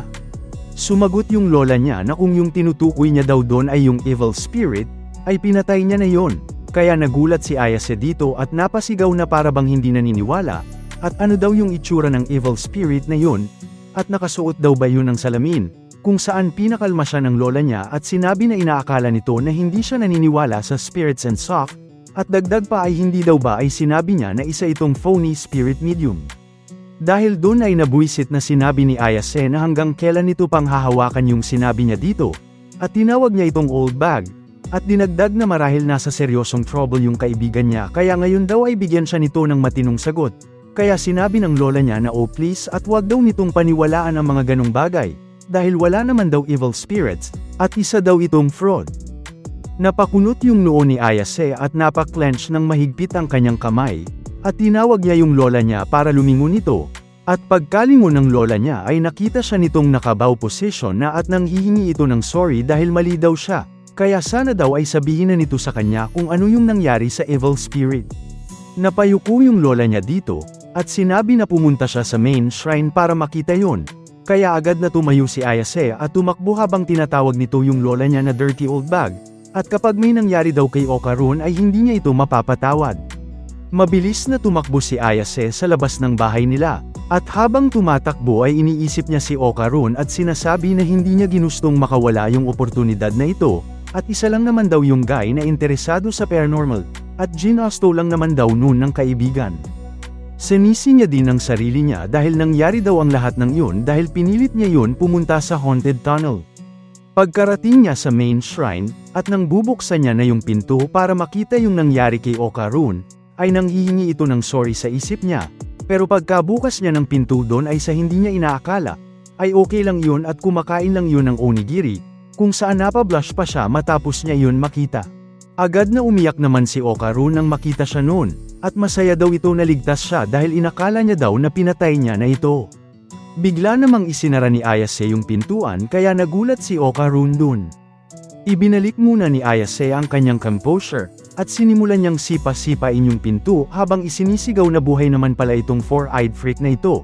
Kaya noimdang sa kanya si Okarun at naiiritang sinabi na ano yung problema niya, at excuse him na lang daw sa pagiging buhay, kung saan sinabi lang ni Ayase nang may flustered na itsura ay ang annoying nang nangyari. Dumating naman dun yung lola niya at bigla nun tinanong kung kailan pa siya nagsimulang magkaroon ng mga kaibigang halimaw, kaya nagulat siya dito at napakomento na natakot siya nito. Sinimulang ipaliwanag ng lola niya na hindi mag-a-activate yung curse nun ni Okarun kapag nasa loob yun ng shrine, pero sa panahong yumapak yun sa labas nun ay babalik daw yun sa pagiging halimaw. Gulong-gulo naman na pinoint ni Ayase na sinabi daw nito na pinatay niya yun, at tinawag niya itong sinungaling, kung saan pinoint naman ng lola niya na napaka-desperate niya dun, at si Okarun daw ba yung type niya, kaya napasigaw si Ayase na hindi. Matapos yun ay pinaliwanag din ni Ayase na ninakaw ni Turbo Granny yung cucumber ng batang yun, at apparently, hindi daw malilift yung curse na yun hanggat hindi niya yun nababalik. Dagdag niya na siya daw ang may kasalanan nun, at hiling niya daw ay meron siyang pwedeng gawin para dito, kaya napakomento yung lola niya na nauunawaan nito na may thing na siya dun kay Okarun, kaya sumigaw si Ayase na hindi yun yung sinabi niya, at seryoso niyang sinabi na meron pang ibang bagay na gusto niyang pag-usapan dun, at meron na daw siyang paranormal powers, kung saan napatanong lang yung lola niya na ano yung pinagsasabi niya dito, kaya pinaliwanag niya na pumunta siya sa isang lugar kung saan pwede kang maka-encounter ng mga UFO, and then yada. At ngayon ay may powers na siya. Bluntly na kumontra naman yung lola niya na hindi naman totoo ang mga UFO. Kaya napatameme si Ayase dito at napakomento na kaya niyang intindihin kung bakit niya yun sinabi, dahil until yesterday, hindi din daw siya naniniwala sa mga yon. Pero anyways daw, meron na siyang powers ngayon, at ayun daw ang katotohanan, at kapag hindi niya na-suppress yung curse ni Okarun ay magiging magulo talaga ang mga bagay-bagay. Hindi naman daw surprise yung lola niya tungkol sa paranormal powers, kaya napatameme na naman si Ayase at napatanong na ano daw ba yung criteria nito for believing things. Pagkatapos, sinabi ng lola niya na nakakuha sila doon ng seryosong problema nang makatapat nila si Turbo Granny, at pinaliwanag niya na in the old days ay tinatawag yung the 100 km/h Granny, at isa daw yung modern day yokai, na nagpapakalat ng havoc sa buong bansa. Narinig niya daw na yung elusive freak na yun ay nananatili sa mahabang tunnel na yun kamakailan, kaya pinuntahan niya daw yun ng isang beses para i-scope out yung eksena, at ang masasabi niya daw dun ay ang bizarre ng kanyang naramdaman, dahil yung spiritual force dun ay sobrang lakas na hindi man lang siya makalapit sa tunnel. Tinanong niya din kung alam ba ni Ayase kung ano ang isang bound spirit, at sinagot niya din yun sa pagpapaliwanag na yun ay isang spirit na nananatili sa isang partikular na lugar na may malakas iyong koneksyon. Pretty much daw ay nasa pinakamalakas na state ang mga yun kapag nasa teritoryo nila sila, at wala daw ni isang spirit medium na buhay na kayang bigyan ng decent fight ang isang bound spirit, at meron daw ganung klaseng spirit sa tunnel na yun.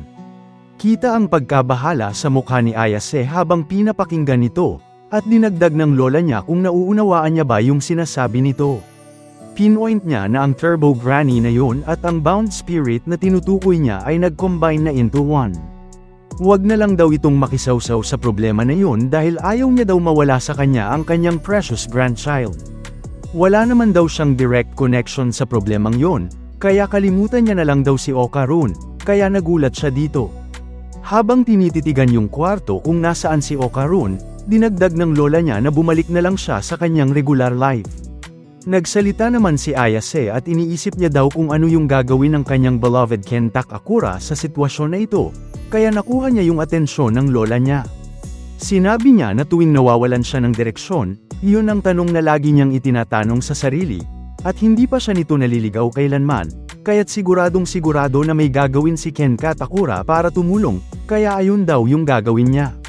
Kumilos sa kakaibang paraan yung lola niya at gumwang-gewang ito habang sinabi niya, at ibig sabihin daw pala noon ay mahal niya talaga yung punk na yon.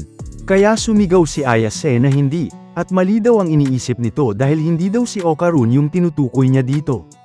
Bigla namang kinausap ng kanyang lola si Okarun na nasa loob ng shrine, at sinabi na nagko-confess si Ayase ng kanyang pag-ibig, at tinanong kung ano ang nararamdaman niya tungkol dito, kung saan ipinaliwanag ni Ayase na sinabi niya sa kanyang lola na mali ang pagkakaintindi nito, at ang ibig niyang sabihin ay ang aktor.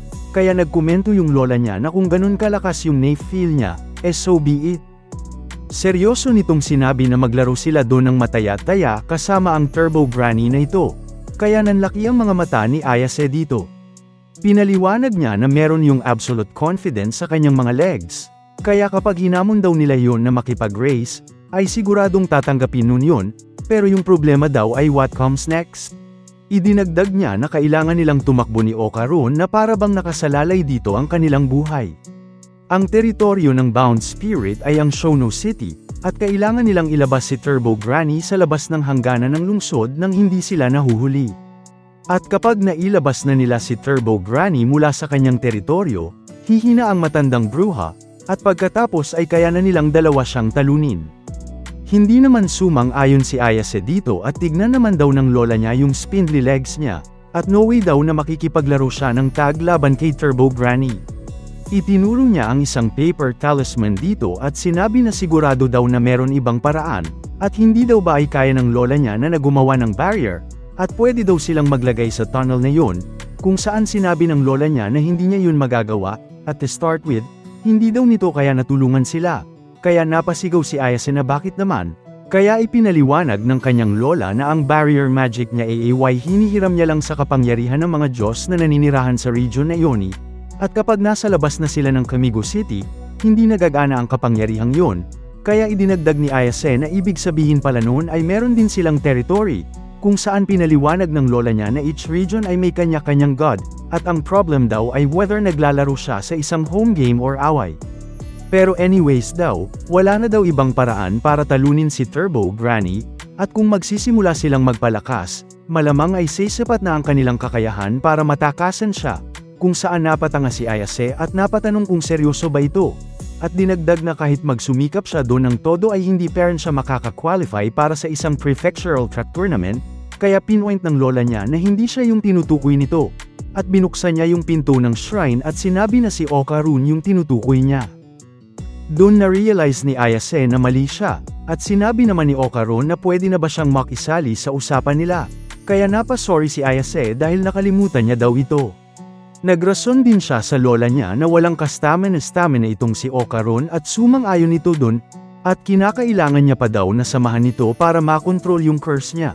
Kaya sinabi ng lola niya na kung gayon ay tatakbo itong si Okarun habang nakapasan-pasan sa kanya si Ayase. Na nagpatanong kay Okarun kay Ayase kung gaano siya kabigat, kaya nairita si Ayase sa kanya at sinabi na sinusubukan niya bang mamatay. Hindi naman sumang-ayon si Okarun sa gusto ng lola ni Ayase, dahil sa kanyang cursed state, kaya niya lang mag-all out ng 2 beses at yun lang yung limit, kung saan sumang-ayon si Ayase sa kanya, kaya sinabi ng lola niya na kung gayon, kinakailangan niyang sanayin ang sarili niya na makapag-all out lagi. Sinabi nito na gawin niya ang 5 sets of 100 push-ups, sit-ups, back exercises, at squats ngayon din, kaya nabigla dun si Okarun. At ito naman daw si Ayase, kinakailangan daw nito na i-train pa ang kanyang psychic ability to a higher level kesa sa kasalukuyan, at dahil hindi daw sila nito matutulungan sa laban, silang dalawa daw ay kinakailangan na magpalakas at siya na daw ang magiging trainer nila. Matapos ang kanilang pag-uusap, umalis na yung lola ni Ayase at pinatulog na siya noon dahil bukas ay magsisimula na sila, habang si Okarun naman ay pinasimula na niya agad ng fitness training, kaya napasang-ayon na lang si Okarun. Napakomento din si Okarun na ang bata ng lola nito ni Ayase, kung saan napa-oh-please lang si Ayase. Bigla ding nag-sorry si Okarun dito dahil daw sa nangyari nung nakaraan, kaya napalingon sa kanya si Ayase. Nung kinakalaban daw nila yung higanteng halimaw na yon, ay sa katunayan daw ay sobra siyang nabalisa kaya hindi niya naisip ang iba kundi ang sarili niya, kaya humingi siya ng sorry kay Ayase, kung saan sumagot si Ayase na huwag siyang mag-sorry, at inaasahan naman yun sa ganung sitwasyon.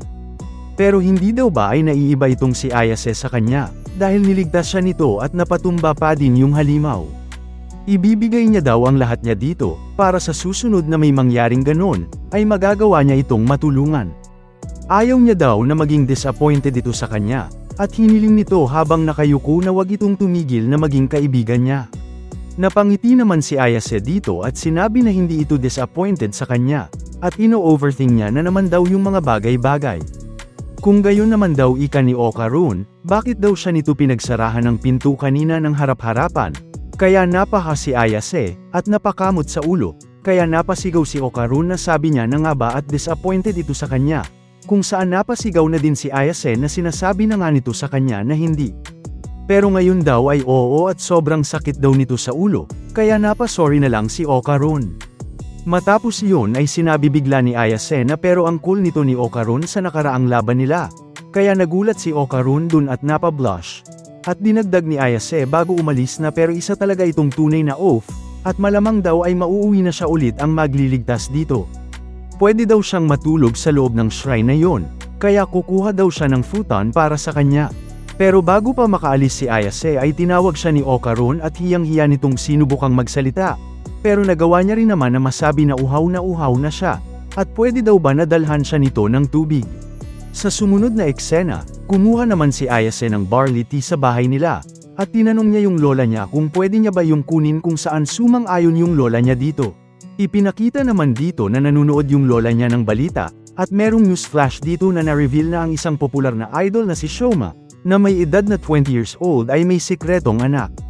Dagdag ng newscaster na hindi daw ito actually 20, kundi 27, at furthermore, hindi pa daw ito nakakapag-file ng marriage registration kasama ang kanyang partner. Habang pinapanood ito, ay napakomento yung lola ni Ayase na tama yun, at ngayon daw ay sabihin na nun sa madla ang tungkol sa kung gaano ito kahilig sa curry at hindi ramen, na nagpo-point sa atin na mukhang yung lola nga nito ni Ayase ay si Dodoria na nag-interview sa lalaking yun sa isang TV show. Napa-side comment naman si Ayase sa reaksyon ng kanyang lola at sinabi na sino daw ba ang may pake sa tabloid trash na yun. Bigla namang sumigaw si Okarun at tinawag si Ayase. Alam naman nitong isa lang ang ibig sabihin nun, at sinabi niya sa lola niya na kailangan daw nitong mag-CR. Hindi na nga mapakali si Okarun dahil dun. Sinabi naman ng lola niya na umalis na ito. Pero may malaking problema daw wika ni Ayase. Kapag may nakaharang sa view nito kay Okarun, example pinto ng CR kung pupunta ito dun, then bigla muling lalabas ang sumpa. Kaya naman, inisip ni Ayase na kailangan niyang panoorin itong magpupo. E di manood daw ito, sagot ng lola niya. Sinabi niya namang, away niya daw makita yun, at kahit si Okarun ay hindi makakapayag. Galaw naman ng galaw si Okarun upang ma-distract ito. Tinanong ni Ayase kung meron ba daw good ideas ang lola niya, pero sagot nitong wala. Curious naman siya bigla kung paano nito na-suppress ang curse niya. Nahirapan namang mag-explain si Ayase. Tila may nakikita daw itong blue flame na nakapalibot kay Okarun o parang blue na aura. At kapag sinunggaban niya daw ang aura na yun at inis-squeeze, lumiliit daw ito na siyang dahilan ng pag-suppress ng curse. Dagdag ni Ayase, lahat daw ay may aura at iba-iba ang kulay nito. Pati daw mga halaman at bato ay meron, at kaya niya itong kuhanin upang makontrol ito, pero sa small area lang daw. Nagulat naman ang lola niya at inakalang mas powerful pa daw doon ang supernatural abilities, pero sa tunog daw nun parang limited lang ang kakayahan nito. Sinabi naman ni Ayase na nang magising ang ability niya, mas cool pa daw ang nangyari. Lahat daw ng ini-imagine nito ay nagkatotoo at naging invincible ito. Gayunpaman, nag-subside daw ito at ngayon, ang kaya niya lang gawin ay ang sumunggab ng aura. Habang naka-slip mask, tinawag namang Momo ito ng lola niya at sinabing ipikit daw nito ang mga mata niya. Hindi naman ito pumayag dahil kapag ganun daw, makakalaya ang curse. Paglilinaw naman ng lola niya, ang problema daw ay nagre-relay ito sa eyesight niya lang.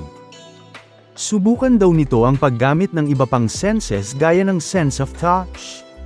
Kung kaya daw nitong sunggaban ang aura, then mararamdaman niya ito. In-extend niya naman ang kamay niya sa direksyon ni Okarun, habang sinabi ng lola nitong pakiramdaman niya raw ang aura sa balat niya. Hinawakan naman nito ang aura sa harap niya at napansing ang lamig daw noon. Ngayon, sinabi naman nitong unti-unti niya raw ipikit ang mga mata niya at mag-reach out para pakiramdaman nito. Nakapikit na nga si Ayase finally at tinanong niya kamusta naman daw. Inangat ng lola nito ang slip mask at sinabing, nag-transform daw si Okarun. Sumigaw naman ito at tinawag si Ayase. Binuksang muli nito ang mata niya at sinabing, bagsak daw siya at agree naman ang lola nito. Taeng-tae na si Okarun at sinabing, hindi niya na raw kayang pigilan pa. Kaya naman tinanong ng lola ni Ayase kung ano na daw ang gagawin nito. Sagot naman niyang, siya ang nag-suggest nun. Sinabi naman ni Okarun na ayaw niya na daw na may manood habang tumatay ito. Pero mas masahol pa daw kung magka-aksidente dun. Kaya naman, tumakbo na ito. Hinabol naman ito ni Ayase at tinanong saan siya pupunta. Sagot naman niyang, gagamitin niya daw ang bathroom nila. Umabot na nga sila sa loob at nahabol na ni Ayase si Okarun. Ang lakas daw ng loob nitong magpupo sa bahay ng iba. Sagot naman niyang, desperado na siya. Habang sumali naman sa habulan ang lola nito. Sino daw ang nagsabing pwede niyang gamitin ang CR nila? Tanong ni Ayase. Huwag na daw itong magpakatanga dahil anytime ay bubulwak na daw siya, wika ni Okarun. Nainis naman si Ayase at sinabing, sa bahay na yun, wala daw ibang nauuna sa pagtakbo sa kanya, kaya hinaranggan niya si Okarun. Gayunpaman, tinulak siya nito dahil if not, magkakalat daw siya dun. Sa likod pa-comment naman ang lola na ang tough daw ni Ken Takakura. Na-distract naman si Ayase nang sabihin niya ang pangalan ni na yun, habang nagpaunahan sina Okarun at ang lola sa CR. Finally, nakaabot naman sa CR si Okarun pero napatakip lang ito ng mukha niya. Nakabukas kasi ang pinto ng CR at sinabing nakakahiya daw yun. Sinabi naman ni Ayase na sa kanya din daw. Habang nakaupo sa toilet bowl, inamin naman ni Okarun na inasam niya daw na magkaroon ng paranormal encounter gaya ng madukot ng alien, pero ang lala daw nang nangyari. Gusto niya na lang daw nito na matapos na ang sumpa na yon. Sa labas naman, nabanggit ng lola ni Ayase ang tungkol sa sinabi nitong pagiging invincible kanina. Sa tingin niya raw, totoong meron itong napakalakas na kapangyarihan, ngunit tila sealed ito. Na-excite naman si Ayase doon pero sinabi ng lola nitong hassle daw yun. Kailangan kasi nitong unti-unting ma-release ang kapangyarihan niya sa pamamagitan ng training. Hindi niya daw alam kung gaano katagal yun aabutin at mukhang matagal din ang magiging modification ng katawan ni Okarun. Sinabi naman nitong hindi pa rin siya makapaniwala na kailangan nilang manood habang nagpupupo siya. Parehas lang daw sila, sagot ni Ayase. Nagtaka naman ito nang mapansing dumudugo ang ilong ng lola niya. Tinanong niya kung tinamaan daw ba ito kanina. Pagsilip sa CR, nakakagulat na lumabas palang muli ang espiritu ni Turbo Granny. Gulat naman ito at sinabi sa lola niya na nandun na daw si Turbo Granny. Gayunpaman, hindi ito gumagalaw at parang hindi siya naririnig. Kahit natawagin niya ito ay walang response. Wala raw silbi yun, wika ni Turbo Granny. Aniya, mere shadow lang daw yun at ang oras ay dumadaloy lang para sa kanila. Paulit-ulit tinawag ni Ayase ang lola niya, pero hindi ito kumikibo. Tinanong naman ni Ayase ano daw ang ginawa nito sa lola niya. Pinapili naman siya nito kung heart attack daw ba or cerebral infarction. Pwede daw siyang mamili sa magiging cause of death ng lola niya. Ni-reveal ni Turbo Granny na ang curse niya daw ay transmissible sa pamamagitan ng katawan ni Okarun. Kayang-kaya niya raw sampain ng sinumang nakikita niya. Huwag niya daw siyang maliitin. Hindi niya na daw pa sila bibigyan pa ng oras. Pumunta daw sila sa tunnel sa gabing yun at kung hindi, gagamitin niya daw si Okarun upang kitilin ang buhay ng iba. Muli, pinaalala niya ngayong gabi daw, at unti-unti na itong nawala. Sa wakas, bumalik na sa dati si Okarun at nagtaka naman ito nang mapansing nagdudugo ang ilong niya. Bigla namang tinignan ni Ayase ang lola niya na nagulat dahil duguan din pati na ang tenga nito. Tinanong naman ni Ayase kung masakit ba daw ang ulo nito. Tumingin ang lola niya sa talisman sa dingding na tila nagbago at pinakwento kay Ayase ang nangyari. Kinagabihan, nagsindi sila ng kandila doon at nagperform ng ritual ang lola niya sa labas. Nakapang tradisyonal na damit naman ang dalawa kaya naman na-curious si Ayase kung kailangan pa daw ba yun at komento ni Okarun na hindi daw siya nakakita ng ayos dahil sa nakaharang sa mukha niya. Sinuot naman ng lola ang salamin niya at sinabing, parang bulletproof vest daw yun laban sa evil spirits, kaya naman, isuot lang daw nila. Dagdag niya, para raw silang pumapasok sa ring para sa isang professional wrestling fight nang walang ka-training. Kaya naman mag-ingat daw sila o ikamamatay nila yon. Hindi naman makapaniwala si Ayase dito. Paglilinaw niya, hindi man daw halata pero nakatalo na daw sila ng aliens. Sagot naman ng lola nitong huwag daw siyang magbiro dahil wala namang aliens. Ang carefree attitude daw nito ang dahilan kung bakit palagi siyang napapahamak. Hindi daw kasi siya nakikinig sa kanya. Nainis naman si Ayase at ayaw niya raw kapag pinapagalitan siya nito. Kaya naman, tinawag niya na si Okarun. Muli naman siyang tinawag ng lola niya pero sumagot lang itong, pupunta pa din daw sila. Nagulat naman si Ayase na bigla na lang pala siyang niyakap nito mula sa likod. Sinabihan siya ng lola niya na huwag mamamatay. Nagulat naman ito at sinabing oo daw. Nagbike na ang dalawa papunta sa tunnel habang ipinalangin naman ng lola na sana ay bantayan sila. Bigla namang makikitang nasa tren na sina Okarun. Hiyang-hiya naman siya at hindi makapaniwala sa ginawa nila. Sagot naman ni Ayase na sobrang layo daw kung magbabike lang sila. Kailangan daw nila ang lakas nila para sa tunnel. Hindi daw nito mapapatawad si Turbo Granny, samantala nag-sorry naman si Okarun dahil kasalanan niya daw lahat yun. Itinanggi naman ito ni Ayase at sinabing, sinubukan daw ng espiritu na yun na saktan ang taong mahalaga sa kanya, which is ang lola nito. Kaya naman, sisiguruhin niya raw na matatalo niya si Turbo Granny. Hindi nagtagal, nakarating na sila Ayase at Okarun sa tunnel, at sinabi ni Ayase dito na gawin na nila ang gagawin nila dun. Pinauna naman ni Ayase si Okarun, kaya nagrason si Okarun na naniniwala siya na ladies first, kung saan nagpakyut si Ayase sa kanya at sinabi na titigan niya ang tear-filled eyes nito, kaya napakomento si Okarun na tuyo naman yun. Napagdesisyonan ni Okarun na kung gayon, sabay silang papasok at fair daw kung side by side sila, kaya nadismaya si Ayase at sinabi na napaka-unmanly niya. Pumasok na sila sa tunnel, at nairita agad si Ayase dahil nasa likuran niya daw si Okarun at tumabi daw ito sa kanya. Kaya nung tinulak niya yun ay sumigaw din si Okarun na hindi yun fair dahil ngayon ay siya naman yung nasa likod. Nag-away na yung dalawa na parang kala mo aso't pusa at naghampasan sila ng kanilang mga kamay. Kaya matapos yun ay napagod lang silang dalawa at pinagpatuloy na ang paglalakad. Habang naglalakad, napatanong si Ayase kung ano nga ba yung gagawin nila ulit kapag nagpakita na sa kanila si Turbo Granny, at sisapakan daw ba nila yon, kung saan napasigaw si Okarun na hindi, at kinakailangan daw nilang dalhin yun sa labas ng Shono City, at kinakailangan daw nila yung hiwilay sa local bound spirit, at pagkatapos ay hihina na daw ito at magagawa na nila yung matalo, kung saan nauunawaan daw yun ni Ayase.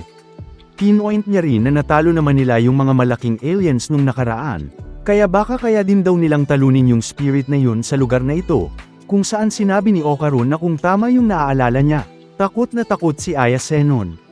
Pero matapos naman daw ang ganung kalaking kalaban, gaano kasahol pa daw kaya ang isang matandang babae ika ni Ayase. Habang sinasabi niya ito ay bigla silang napatigil, at lumalabas na nakita nila sa tunnel ang isang higanteng ulo ni Turbo Granny na nakaharang sa daan, kaya napasigaw sila na ang laki nito. Nagpapanik na tinanong ni Okarun kay Ayase kung ano na yung gagawin nila dito, kaya pinakalma siya ni Ayase at kinakailangan daw nila yung dalhin sa labas ng city, kaya kinakailangan na nilang tumakbo. Pagkalingon ni Okarun sa likod ay napasigaw ito na kala mo nasaktan, kaya nang inig sa gulat si Ayase, at nang titigan niya yung nakita nito ni Okarun, ay lumalabas na meron ding malaking ulo ni Turbo Granny sa likuran nila. Kaya kita ang takot sa mukha ng dalawa habang hindi makapaniwala na manggagaling din ito doon. Agad na kinuha ni Ayase ang daladalang basket bag ni Okarun at iniangat ang kanyang kamay habang sinasabi na siya ang bahala dito. Pinalutan niya ang 4 na baseball bat na daladala nila, at mabilis niya yung pinapunta lahat sa Turbo Granny head sa kanilang likuran, kaso nga lang ay pagkadilat ni Turbo Granny ay meron itong bibig sa kanyang mga mata, at nagawa nung mapigilan ng baseball bats, na nagpatameme kay Ayase. Pinpoint ni Ayase na yung mga mata nun ay mga bibig din, at nakakadiri daw yon, kung saan inutos naman sa kanya ni Okarun na i-release niya ang curse nito, at haandelin daw nito yung sitwasyon nila somehow, at ginawa niya naman yun at sinabi na umaasa siya dito. Unti-unting nag-transform si Okarun sa kanyang cursed form, at sumang-ayon siya dito at sinabi na gagawin niya ang kanyang best. Ngunit sa kabila ng kanyang mga salita, pagka-transform niya ay tila naging sad boy na naman si Okarun at sinabi o baka hindi at sa tingin niya daw ay hindi niya yun kayang gawin, at wala talaga siyang silbi. Kaya napapos si Ayase at napakomento na nakalimutan nito na total downer siya kapag nagta-transform, pero i-cheer naman daw siya ni Ayase kaya kumilos na ito, kaya dahan-daang naglakad si Okarun papalapit kay Turbo Granny habang sinasabi na papatayin siya ng pressure dun. Habang naglalakad papalapit kay Turbo Granny, biglang bumalik sa normal yung katawan ni Okarun, kaya napalingon nito kay Ayase at napatanong kung ano yung nangyari, kung saan hindi makapaniwala si Ayase sa nangyari. Tinitigan niyang mabuti si Okarun at takang-taka ito na hindi na niya makita yung curse, kaya pinpoint niya dito na nawala na yung power ng curse sa katawan ni Okarun, kung saan sumingit si Turbo Granny at sinabi na ibinalik na nito ang kanyang slung kaya nawala na ang curse, na nagpagulat sa dalawa. Nakakatakot na ngumiti si Turbo Granny at sinabi na nasurpresa siya na nagawa pang mag-transform ng batang lalaki, pero ngayon daw ay wala na yon, at tinawag niya silang dalawa na filthy thieves at hindi na daw nila magagamit ang powers niya, at ngayon daw ay kakainin na niya ang mga ito. Habang papalapit ang bibig ni Turbo Granny sa kanila, biglang naalala ni Ayase yung sinabi ng kanyang lola na haminin nila si Turbo Granny dahil confident daw ito sa kanyang speed, kaya sigurado daw natatanggapin nito yung hamon nila. Matapos maalala yun ay agad na tinanong ni Ayase sa spirit na ito na takot ba itong matalo sa isang battle of speed, kaya napatigil si Turbo Granny sa pagsugod. Nakakahiya naman daw na gumamit siya doon ng brute force ika ni Ayase, dahil hindi daw ba ay Turbo Granny ang pangalan nito, kaya sigurado daw na hindi ito tatanggi sa isang race.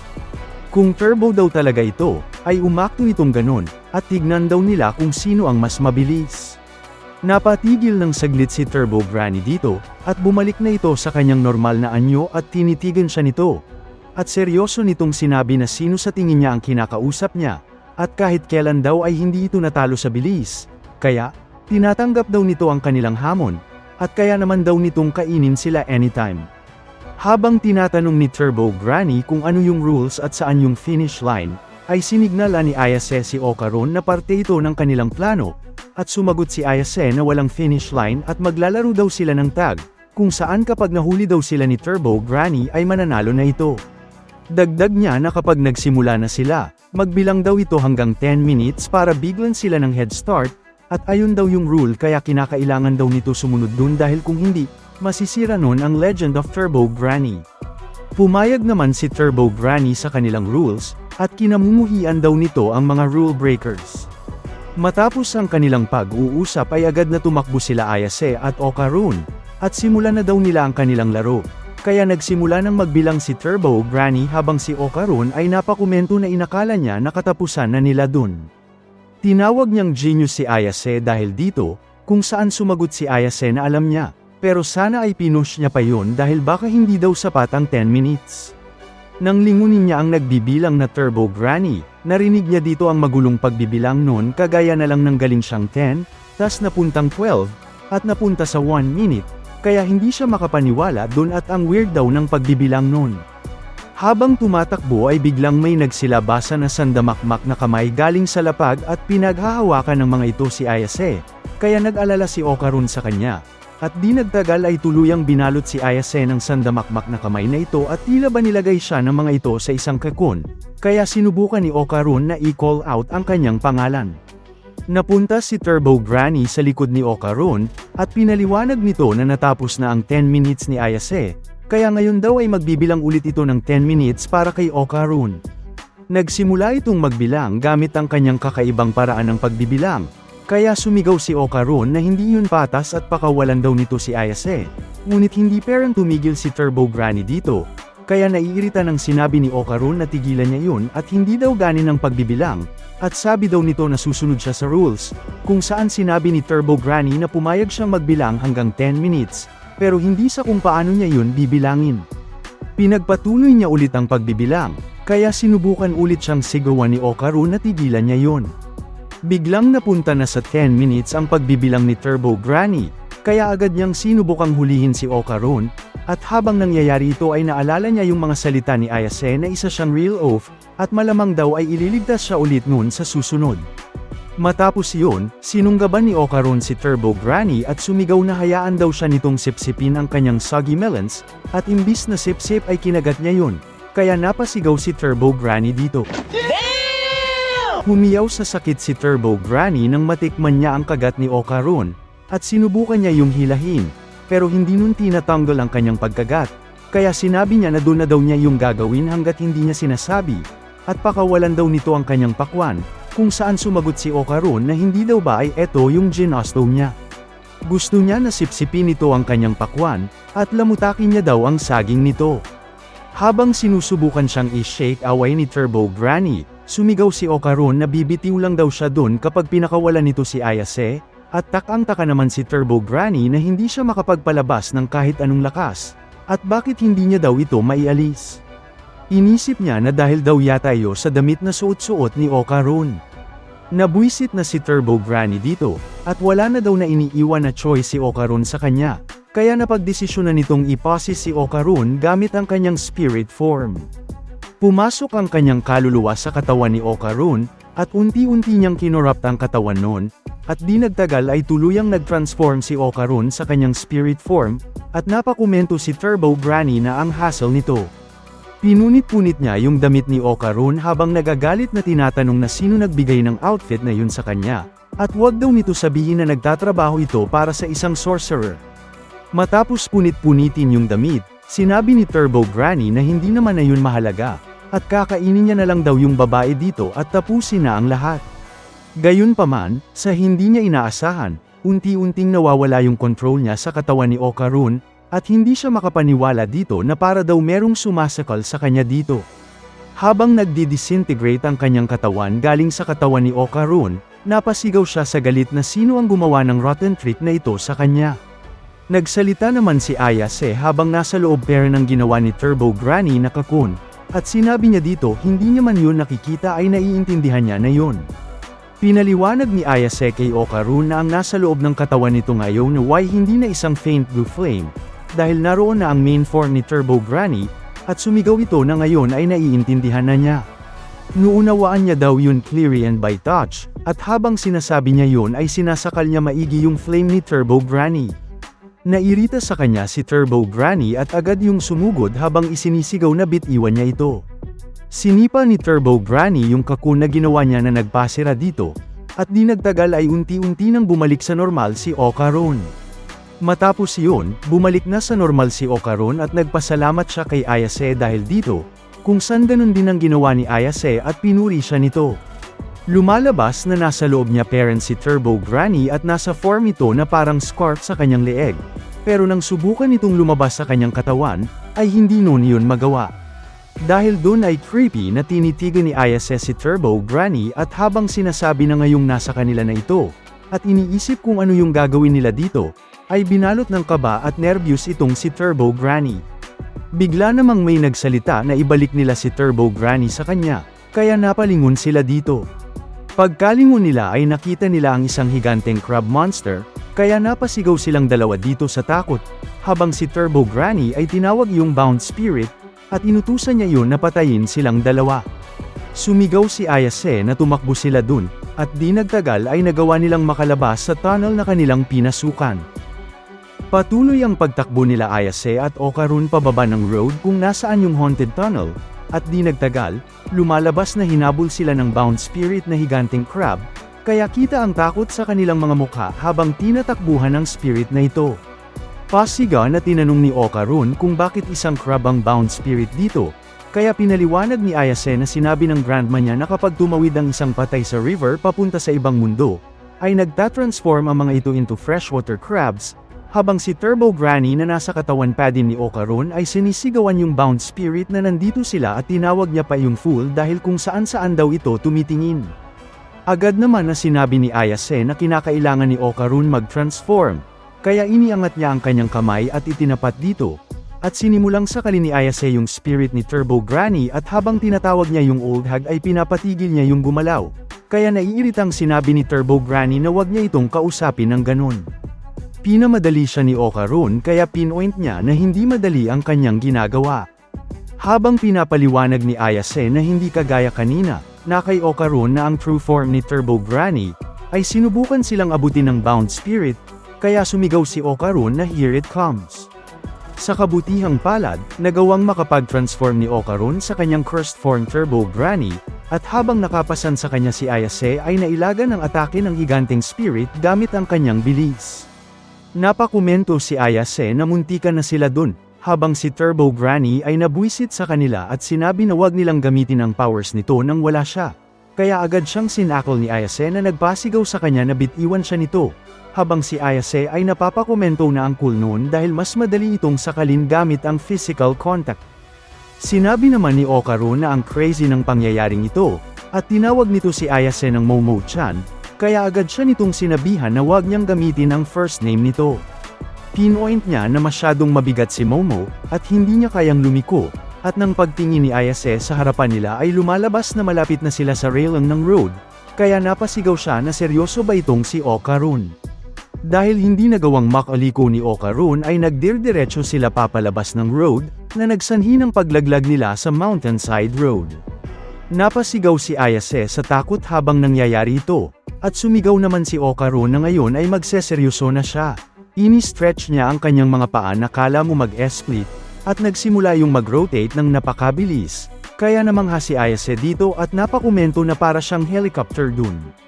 Hindi naman nagtagal ay pagkagamit ni Okarun ng maneuver na ito, pero buti na lang ay nasa mas mababang height na sila, kaya hindi sila gaanong nagalusan pagkalaglag. Tinanong ni Ayase kung okay lang ba siya matapos yon, kung saan sinabi niya lang na nagiging totally bombed na siya. At napansin ni Ayase na sinadya ni Okarun na maglanding siya sa katawan nito, kaya nagsorry siya at nagpasalamat. Humanda na ulit na tumakbo si Okarun at sinabi na naging seryoso na siya kanina, kaya na-realize ni Ayase na kaya niya lang gamitin ang kanyang full strength ng 2 beses. Pero salamat daw sa shortcut na yun ay marahil nakapag-open up sila ng distansya sa kalaban nila. Gayunpaman, tumalon yung bound spirit pababa ng roadside, at naglanding yun sa likuran nila. Kaya napasigaw si Ayase na nandun yun agad. Pagkalingon ni Ayase sa likuran nila habang tumatakbo ay napansin niya na may napakaraming mukha sa likod ng crab na yun. Habang tumatakbo ay may mga nakakita sa kanilang civilians at natuwa ang mga ito dahil iniisip nila na napaka-dedicated ni Okarun para bigyan ng piggyback ride si Ayase, at nahiya naman si Ayase dito. Nabahala si Ayase dahil dumarami ang mga tao sa paligid nila. Pero habang tumatakbo si Okarun dito ay na-realize niya dito na walang nakakakita ng crab na humahabol sa kanila. Dahil dun ay nahiya ng todo si Ayase at napasigaw na kung hindi nakikita ng mga iyon yung crab, ay mukhang napakaseryoso lang daw nila sa chicken fight dun, kaya sana daw ay walang makakita silang kakilala niya. Tinawag naman siya ni Okarun at sinabi na nagsisimula na itong mapagod, kaya sinabi niya na hindi maaari, at magpatuloy lang daw ito at maging seryoso na ulit. Kung saan pinaliwanag ni Okarun na kahit nagawin niya yon, ay masyado pa silang malayo sa labas ng Shono City, kaya makakahabol lang daw yung bound spirit sa kanila at kakainin sila nun. No thank you na lang daw ika ni Ayase, at hindi daw siya kinakain ng mga crabs, at siya daw ang kumakain sa mga yon. Nang sabihin niya yung salitang yun ay may naisip siyang plano, at nang makakita siya ng water spa, ay napakomento siya na worth a try naman yung naiisip niya. Kaya agad niyang inutusan si Okarun na lumiko ito sa kaliwa. Sa loob ng Healthland Spa, habang may tinatanong yung cashier doon na customer kung ilan sila, ay biglang pumasok sila Ayase at Okarun doon at sumigaw na dalawa, habang habol-habol pa din sila ng higanteng crab. Pinaakyat ni Ayase si Okarun sa susunod na floor dahil inisip niya na masyadong masikip dun para mahabol sila ng bound spirit, pero pagkaakyat nila dun ay madali lang nun sinira yung ceiling gamit ang pincers nun, kaya napasigaw siya na mukhang hindi pala. Nakarating sila sa hot spring bathroom ng building, at dito ay nadapa sila sa isa sa mga pool, at napasigaw si Okarun na ang init ng tubig at nasan daw sila. Nagsitakbuhan naman yung mga tao sa loob ng bath dahil sa explosion na nangyari. Nabahala si Okarun dito at pinoint kay Ayase na papabagalin sila ng lugar na yun, at dinagdag niya na kung hindi pa yun ganong kasama, ang tubig daw ay ang natural environment ng crab. Hinayla naman siya ni Ayase at habang sinasabi na ang tubig ay tubig, ay may napansin ito na pipeline na may nakalagay na caution hot water, kaya agad niya yung ginamitan ng kanyang powers at sinabi na pero ang tubig dito ay galing sa isang hot spring. Nasira yung pipeline na naglalaman ng mainit na tubig, at tumalsik yun sa buong katawan ng higanteng crab. Habang natatabunan ng mainit na tubig yung bound spirit na ito ay pinaliwanag ni Okarun na kapag pinakuluan mo ang mga crab, ay nagiging firm ang meat nun at ibig sabihin ay nag-stiffen yung muscle fiber nito. Magsasanhi daw yun na magkahirap kumilos ng mga yon, at di nagtagal ay tuluyan ng tumigil ang higanteng crab na ito sa pagkilos, kaya napacheer si Okarun sa saya na hindi na ito gumagalaw, habang si Ayase ay namangha na napakuluan nila iyon. Pinoint niya din na naging kulay red yung crab na yon, at ngayon daw ay mukha na yung masarap, kaya napasigaw si Okarun na natatakot ito sa kanya at hindi ito makapaniwala na ayon yung iniisip niya sa panahong ito, kaya inaya na siya nito na tigilan na ang pagtitig doon at umalis na sila sa lugar na yon. Sa sumunod na eksena, nakalabas na sila sa Healthland at pinagpatuloy ang kanilang pagtakbo at ngayon daw ay meron na silang straight shot papalabas ng city. Habang tumatakbo naman ay napansin ni Ayase na parang yumanti yung tao sa paligid kung saan sumang-ayon si Okarun. Meron namang isang tao na tumatakbo galing sa harapan nila at tumatakbo yun papunta sa kanila, kaya nagtaka ang dalawa kung ano yung meron, at unti-unting nadagdagan yung mga taong tumatakbo papunta sa kanila dito, at di nagtagal ay nakita na nasandamakmak na tao ang tumatakbo galing sa kanilang harapan, at tila naposes ang lahat ang mga ito. Napatigil sila sa pagtakbo at napapos sa kanilang nakita, pero agad din silang lumiko habang sumisigaw na masama yon. Napatanong si Ayase kung ano yung meron sa mga yon, at bigla namang sumigaw si Turbo Granny na hindi sila makakaalis ng ganong kadali dito, at tinawag niya ang dalawa na fools. Pinaliwanag ni Turbo Granny na merong malaking cementerio sa edge ng city, kaya tinapat daw nila yung mga spirits na natutulog doon para manghingi ng tulong. Habang pinupoint niya na ang Shono City ay ang teritoryo nila, nakita nila ang proseso ng pagposes ng ilang mga kaluluwa sa mga tao, at kung paano nag-transform ang mga ito sa kanilang itsura. Napatigil ulit sila dahil nasa harapan nila yun nangyari, at nagsimula agad na tumakbo ang mga bagong naposes dun. Napalibutan na ang dalawa ng mga spirits na tumulong kay Turbo Granny, at mabilis na tumatakbo ang mga ito papunta sa kanila habang isinisigaw ni Turbo Granny na hindi sila hahayaan ng mga ito. Nagkamalay ng muli ang bound spirit dito, kaya na-corner na ang duo, kaya agad na sinabihan ni Ayase si Okarun na oras na para magseryoso, kaya napatanong ito kung okay lang ba yon dahil kapag ginamit niya daw yung serious mode niya ay hindi na nila mararating yung susunod na city, kaya nirason ni Ayase na pero kung hindi niya yun gagawin ay mamamatay sila dito. Kaya pagkatiwalaan daw siya nito. Dahil doon ay nag-transform na si Okarun sa kanyang Turbo Granny cursed form, at napakomento ito na ang depression noon, habang si Turbo Granny ay sumisigaw na gunners na sila dito at matapos yung transformation na ito ay mai-immobilize na si Okarun. Si Ayase naman ay sinabihan siya na tumakbo na lang siya doon, kaya ginawa na yun ni Okarun at mabilis na nag-sprint pasugad ng mga naposes na tao, at nagawa niyang makapass through sa mga yon nang walang hirap. Napatalsik ang mga yon habang tumatakbo, at nang makalayo sila ng onti, ay bigla nang bumalik si Okarun sa kanyang normal form kaya nadapa sila dito. Nasuka silang dalawa dahil sa bilis ng kanilang pagkilos doon, at habang naghihingalo ay pinaliwanag ni Okarun na hindi na niya kayang tumakbo at naabot na niya ang kanyang limit, habang si Ayase ay sinasabi na grabe yung nangyari sa kanila doon at inakala niya na isusuka na niya yung laman loob niya doon. Sinubok ang gum-ulong ni Okarun at napakomento siya na parang napupunit daw yung katawan niya dito, habang si Ayase na hirap ding tumayo ay sinabi na kinakailangan niyang tumayo dahil malapit na sila. Nang marealize ni Ayase na wala na sa kanyang mga kamay si Turbo Granny ay nag-alala siya dun, at agad niyang sinabi kay Okarun na nabitiwan niya ito, kaya napatanong si Okarun na talaga ba. Dahil dito ay nagawang makaalis ni Turbo Granny sa katawan ni Okarun, at bigla nitong sinipa si Okarun na nagpatalsik dito, kaya sinubukan naman siyang kontrolin ni Ayase gamit ang kapangyarihan nito, pero madali niyang nasipa papalayo ang atake nito, na nagpatalsik din nun.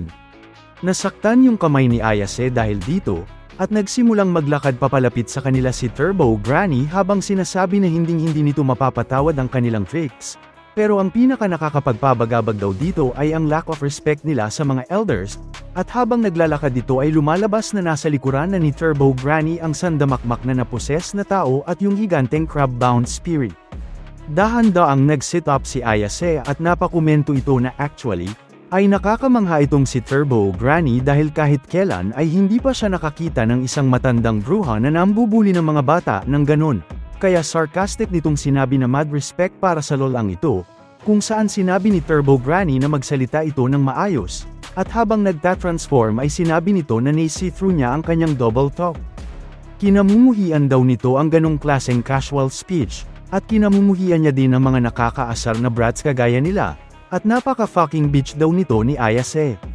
Di nagtagal, tuluyang sumapi si Turbo Granny sa higanteng bound spirit, at tila naging bagong halimaw ito na may facial features ni Turbo Granny at katawan ng crab-bound spirit. Sinabi nito na kakainin niya na sila ngayon, kaya tumakbo daw ang mga ito dahil mas nagiging exciting kapag tatakbo sila, at after all, malapit na daw sila sa labas ng city. Dinascribe pa nito yung gagawin nito sa kanila kagaya ng pagbalat sa kanila, at paghila ng kanilang mga galame, pero maghihintay daw muna ito ng mga 10 to 20 minutes na tumatakbo sila. Hinawakan naman ni Ayase ang walang malay na si Okarun, at iniangat niya ang kanyang kamay habang nakataas din na ng isang daliri, at sinabi nito kay Turbo Granny na kahit isang segundo lang ang ibigay nito sa kanya, kaya naiiritang nagtaka dito si Turbo Granny. Pinaliwanag ni Ayase na hinahayaan siya ng ability niya na humawak sa mga bagay-bagay, at nang dumaan sa may railroad ang isang tren, itinapat ni Ayase ang kanyang kamay dun, at agad na nag-stretch ang kanyang power para makahawak siya, at dahil dun ay nagawa silang mahila at madrag ng tren habang hawak-hawak niya yun. Napasigaw sa galit si Turbo Granny na tumigil sila dun, at nagawa nilang makaakyat sa roof ng umaandar na tren na yun, at pinpoint ni Ayase dito na ang dating tawag kay Turbo Granny ay 100 km/h Granny, at ang top speed naman daw ng Takasaki Line ay 120 km/h, kaya kung kaya lang daw kumilos ni Turbo Granny ng 100 km/h, kay hindi sila noon maaabutan. Habang lumalayo na ang gap nila, sinigawan ni Ayase si Turbo Granny na slowpoke, at hindi daw sila noon mare-reach. Gayunpaman, patuloy ang pagtakbo ni Turbo Granny sa gilid ng train line habang sumisigaw na hindi, at papatayin niya daw si Ayase. Biglang nag-break yung tren na sinasakyan nila Ayase, kaya pagtalo ni Turbo Granny papunta sa kanila ay nagawa nung maabot ang dulo ng tren. Tinawag ni Turbo Granny si Ayase na fool, at pinpoint na hindi laging tumatakbo sa top speed ang mga tren, at bumabagal ang mga ito kapag lumiliko. Siya naman daw on the other hand, ay napapanatili ang kanyang 100 km/h, at siya daw ang pinakamabilis na old lady ever, kaya hindi daw nila siya matatakasan. Kinwestiyon ni Ayase yung sinabi nitong hindi sila makakatakas, at sinabi na linya niya yon, at habang itinatapat dito yung mga kamay niya, ay sinabi niya na kagaya daw ng sabi ng grandma niya, ay siguradong papalag ito sa hamon nila. Ngayong on-board na daw ito sa tren, ang rails na yun ang magdadala sa kanyang pagkatalo, at ipinakita sa atin dito ang isang mask na may sandamakmak na talisman na nakadikit dun. Sa isang parte ng ruta ng sinasakyang tren nila Ayase, lumalabas na nakapaghanda na dun yung lola niya ng kanyang mga talisman, at sumigaw ito na alright, at winelcome sila nito sa Kamigo City. Hinawakang maigi ni Ayase si Turbo Granny para hindi ito makaalis, kaya sinigawan siya noon na bitiwan niya ito habang tinatawag siyang shitty, foul pig bitch. Sinabi naman ni Ayase na tunay na mabilis nga itong matandang bruha na ito, at yung pagiging buhay daw nito ng ganto katagal ay ang proof na walang kahit sino ang kayang talunin siya, pero ang panalo daw sa labanang ito ay si Ayase. Napasigaw na lang si Turbo Granny ng fuck dahil wala na siyang magawa dito. Sa huli, dumaan na sila sa hinandang barrier ng lola ni Ayase sa limit ng Shono City, at dahil dun ay agad na binalot ng apoy si Turbo Granny at ang Bound Spirit na kasama nito. Unti-unting nasunog sa harapan nila Ayase ang kanilang kalaban, at habang tinitignan yun maigi ay tila may napansin siyang lumilipad papalayo sa mga yon. Lumalabas na ito ay ang mga kaluluwa ng mga schoolgirls na natrap kay Turbo Granny at sa Bound Spirit, at habang lumulutang yun paangat ay napangiti ang mga ito at napaluha, bago tuluyang maglaho into thin air. Matapos yun, nakarating na yung tren na sinakyan nila Ayase at Okarun, kaya binuhat na ulit ni Ayase si Okarun para bumaba sa bubong nun, at pagka-landing nila sa platform ay nasaktan yung likod ni Ayase dito. Nakita niya pa si Turbo Granny sa bubong nun, pero hindi rin nagtagal ay tuluyan na rin yung na-disintegrate. Umalis na yung tren para pumunta sa susunod na station, at bigla namang nagkaroon na ulit ng malay si Okarun, at sumigaw ito kung nasaan na sila, nasaan yung giant crab, at nasan si Turbo Granny. Napahiga naman sa pagod si Ayase, at naghihingalo nitong sinabi na sa tingin niya ay natalo na nila iyon. Matapos ang sandaling pahinga, tumayo na sila at lumabas sa station, at paglabas nila ay nakita nila yung lola ni Ayase na naghihintay sa kanila dun. Sa sumunod na eksena, bumalik sila sa haunted tunnel kung saan namalagi si Turbo Granny, at pinag-pray nilang tatlo yung lugar na yon. Habang nagdarasal ay biglang sinabi ng lola ni Ayase na hindi niya namang ginustong maging rough dun kay Turbo Granny, at pinaliwanag niya na ang lugar na yon ay isang scene ng maraming murders. Natulala si Ayase nang marinig niya ito, at dinagdag ng lola niya na yung killer ay inatake yung mga babaeng kagaya nito ni Ayase, inaso ang mga yon, pinagpuputol yung mga katawan nun, at kinalat ang mga katawan nun. Ang mga babaeng yun daw ay wala namang desire na maging evil spirits. Silang mga mediums daw ay matagal nang hinahunting si Turbo Granny, at kada encounter nila ay merong kaparehong nangyayari, at yun ay lumalabas yun lagi malapit sa mga spirits ng mga babaeng may mga karumal-dumal na kamatayan. Suspecha niya daw na binibisita nun ang mga lugar kung saan hindi kayang makapunta sa afterlife ang mga babae, para i-console ang mga yon, at habang pinapakinggan nito ay napaluha si Ayase dahil sa lungkot ng sinabi nito. Pero, sabi ng lola niya, ang mga patay ay hindi dapat inaatake ang mga buhay, kaya necessary ang force para dalhin ang mga yon sa other side. Ganun din daw para sa mga buhay, at hindi daw nila dapat dinidisrespect ang mga patay, at ang pagpunta daw sa teritoryo ng mga yon disrespectfully ay iniimbita ang kanilang malik. Naglakad na pabalik yung lola niya sa kanilang bahay, at dinagdag nito na yon ang mga rules for coexistence sa pagitan ng mga buhay at ng mga patay, at masaya daw ito na hindi nasaktan si Ayase sa laban nila. Matapos yun, pagkabalik nila sa bahay nila Ayase kinagabihan, sinigawan ni Ayase dito yung lola niya sa inis dahil kinukuha daw nito yung malalaking piraso ng ulam nila. Ibigay daw nun sa kanya ang crab na yon, dahil kung hindi ay wawasakin niya yung mga Bakatono DVD niya, kung saan sinabi ng lola niya na sige lang, at susunugin niya yung lahat ng Kentakakura crab niya. Habang nangyayari yun ay tahimik lang na nakaupo si Okarun sa hapagkainan, at hinihintay niya yung dalawang ito na matapos mag-away para masimulan na ang kanilang hotpot. Dahil sa sinabi ng lola niya, tinawag yun ni Ayase na skunk, at ang pagkuha daw sa kanyang Master Ken bilang hostage ay inhumane, kung saan sinabi ng lola niya na siya yung nangunang nang threaten sa Bakatono niya.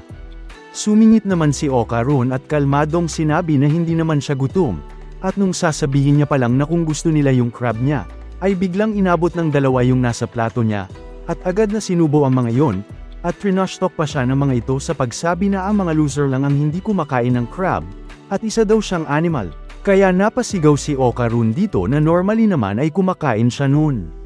Pero paano naman daw sila makakakain ng ganun matapos nang nangyari sa kanila? Kaya tinanong siya ng lola ni Ayase na ano daw ba yung gusto niyang kainin habang tinatawag siyang Picky McPikerson, na nagpasigaw sa kanya na hindi niya na ito kakausapin.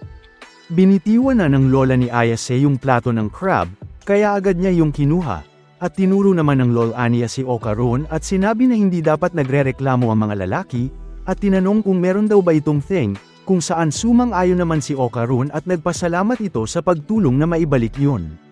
Bigla namang sinabi ng lola ni Ayase na ipakita niya yun sa kanya, kaya nagtaka si Okarun sa kung ano yung gusto nitong makita, kaya pinpoint nito na ipakita niya dito kung meron ba talaga siyang ganun, kaya noindang si Okarun dito at tinanong kung nagluloko ba siya dun, kung saan tinitigil lang siya nito. Hinabol si Okarun ng lola ni Ayase, kaya sinubukan niya yung patigilin habang tinatanong kung baliw na ba ito, at sinubukan niya ring manghingi ng tulong kay Ayase, pero sobrang busy lang nitong kumain ng crab meat, kaya napasigaw si Okarun na masyado siyang busy na maging baboy, at dinagdag nito na ano daw ba yung ginagawang itsura ng lola niya doon, at ano daw ba yung ginawa niya dito. Tumakbo ng papalabas ng hapag-kainain si Okarun habang sumisigaw na bunkers ang bahay na ito, kaya hinabol siya ng lola ni Ayase. Sa sumunod na eksena, matapos nilang kumain, naghanda ng umuwi si Okarun at nagpasalamat ito sa kanila, at sinabihan naman siya ni Ayase na mag-ingat siya dahil gabi na, kaya sinabi niya na mas ligtas ang ibang lugar kesa dun. Ninisihan naman siya ng lola nito, at sinabi na sa susunod ay hindi na siya makakatakas, kung saan sinabi niya na hinding-hindi niya yun ipapakita dito. Pumasok na yung lola ni Ayase sa bahay, at sinabi ni Ayase na wag na niya yung pansinin dahil hindi naman yun seryoso. Wala daw kasi siyang gana kumain kanina kaya sinubukan lang siya nung i-cheer up, kaya napatanong siya na talaga ba, at kung gayon ay dapat naging mas considerate siya, pero agad niya yung binawi sa pagsigaw ng not. Pero anyways naman daw, aalis na siya doon at nagpaalam na siya, at kinuha na niya ang kanyang bisikleta. Habang naglalakad papunta sa street, inulit-ulit na inisip ni Okarun ang salitang goodbye, at maski si Ayase ay inulit-ulit na inisip yun. Nag-isip maigi si Ayase, at di nagtaga ay bigla niyang tinawag si Okarun kaya napalingon ito sa kanya. At pagkalingon nito ay masaya niyang sinabi na magkita silang muli bukas, at napablush naman si Okarun nang marinig yun, at sumang-ayon nito. Kinaumagahan, nang papasok na si Okarun sa school, ay kita ang pagiging kabado nito sa isang gilid, kaya pinakalma nito ang sarili niya. Napapansin na siya ng ilang mga dumaraan dun habang iniisip niya na hindi naman big deal ang pagsabi ng hi, at buong gabi naman daw siyang nag-practice, kaya kayang-kaya niya na daw yun, at nag-proceed siya sa paghisa hangin gamit ang iba't ibang paraan nun. Matapos yun, naglakad na siya papunta sa gate ng school nila habang iniisip na hindi niya pwedeng ipaalam sa kanya na bago siya sa ganito. At nang makarating siya dun, ay tila lumiwanag ang kanyang buhay nang makita niya si Ayase na naghihintay dun sa kanya, at napatitig siya dito. Napansin naman siya agad ni Ayase, at tila wala siya dong masabi. Nagpanik na siya sa kaloob-looban niya dahil hindi siya makapaniwala na oo, nakapag-hangout naman na sila, pero hinintay daw siya noon sa may gate. Dahil dun ay inisip niya na malamang ay may iba itong hinihintay, kaya napagdesisyonan niyang wag na lang lumapit doon at mag-walk pass by na lang. Gayunpaman, pagkadaan niya sa harapan ni Ayase ay bigla siya nitong binangga, at tinanong kung bakit siya natagalan, at pumasok na daw sila dun, kaya napablush dito si Okarun dahil siya pala talaga ang hinihintay nito.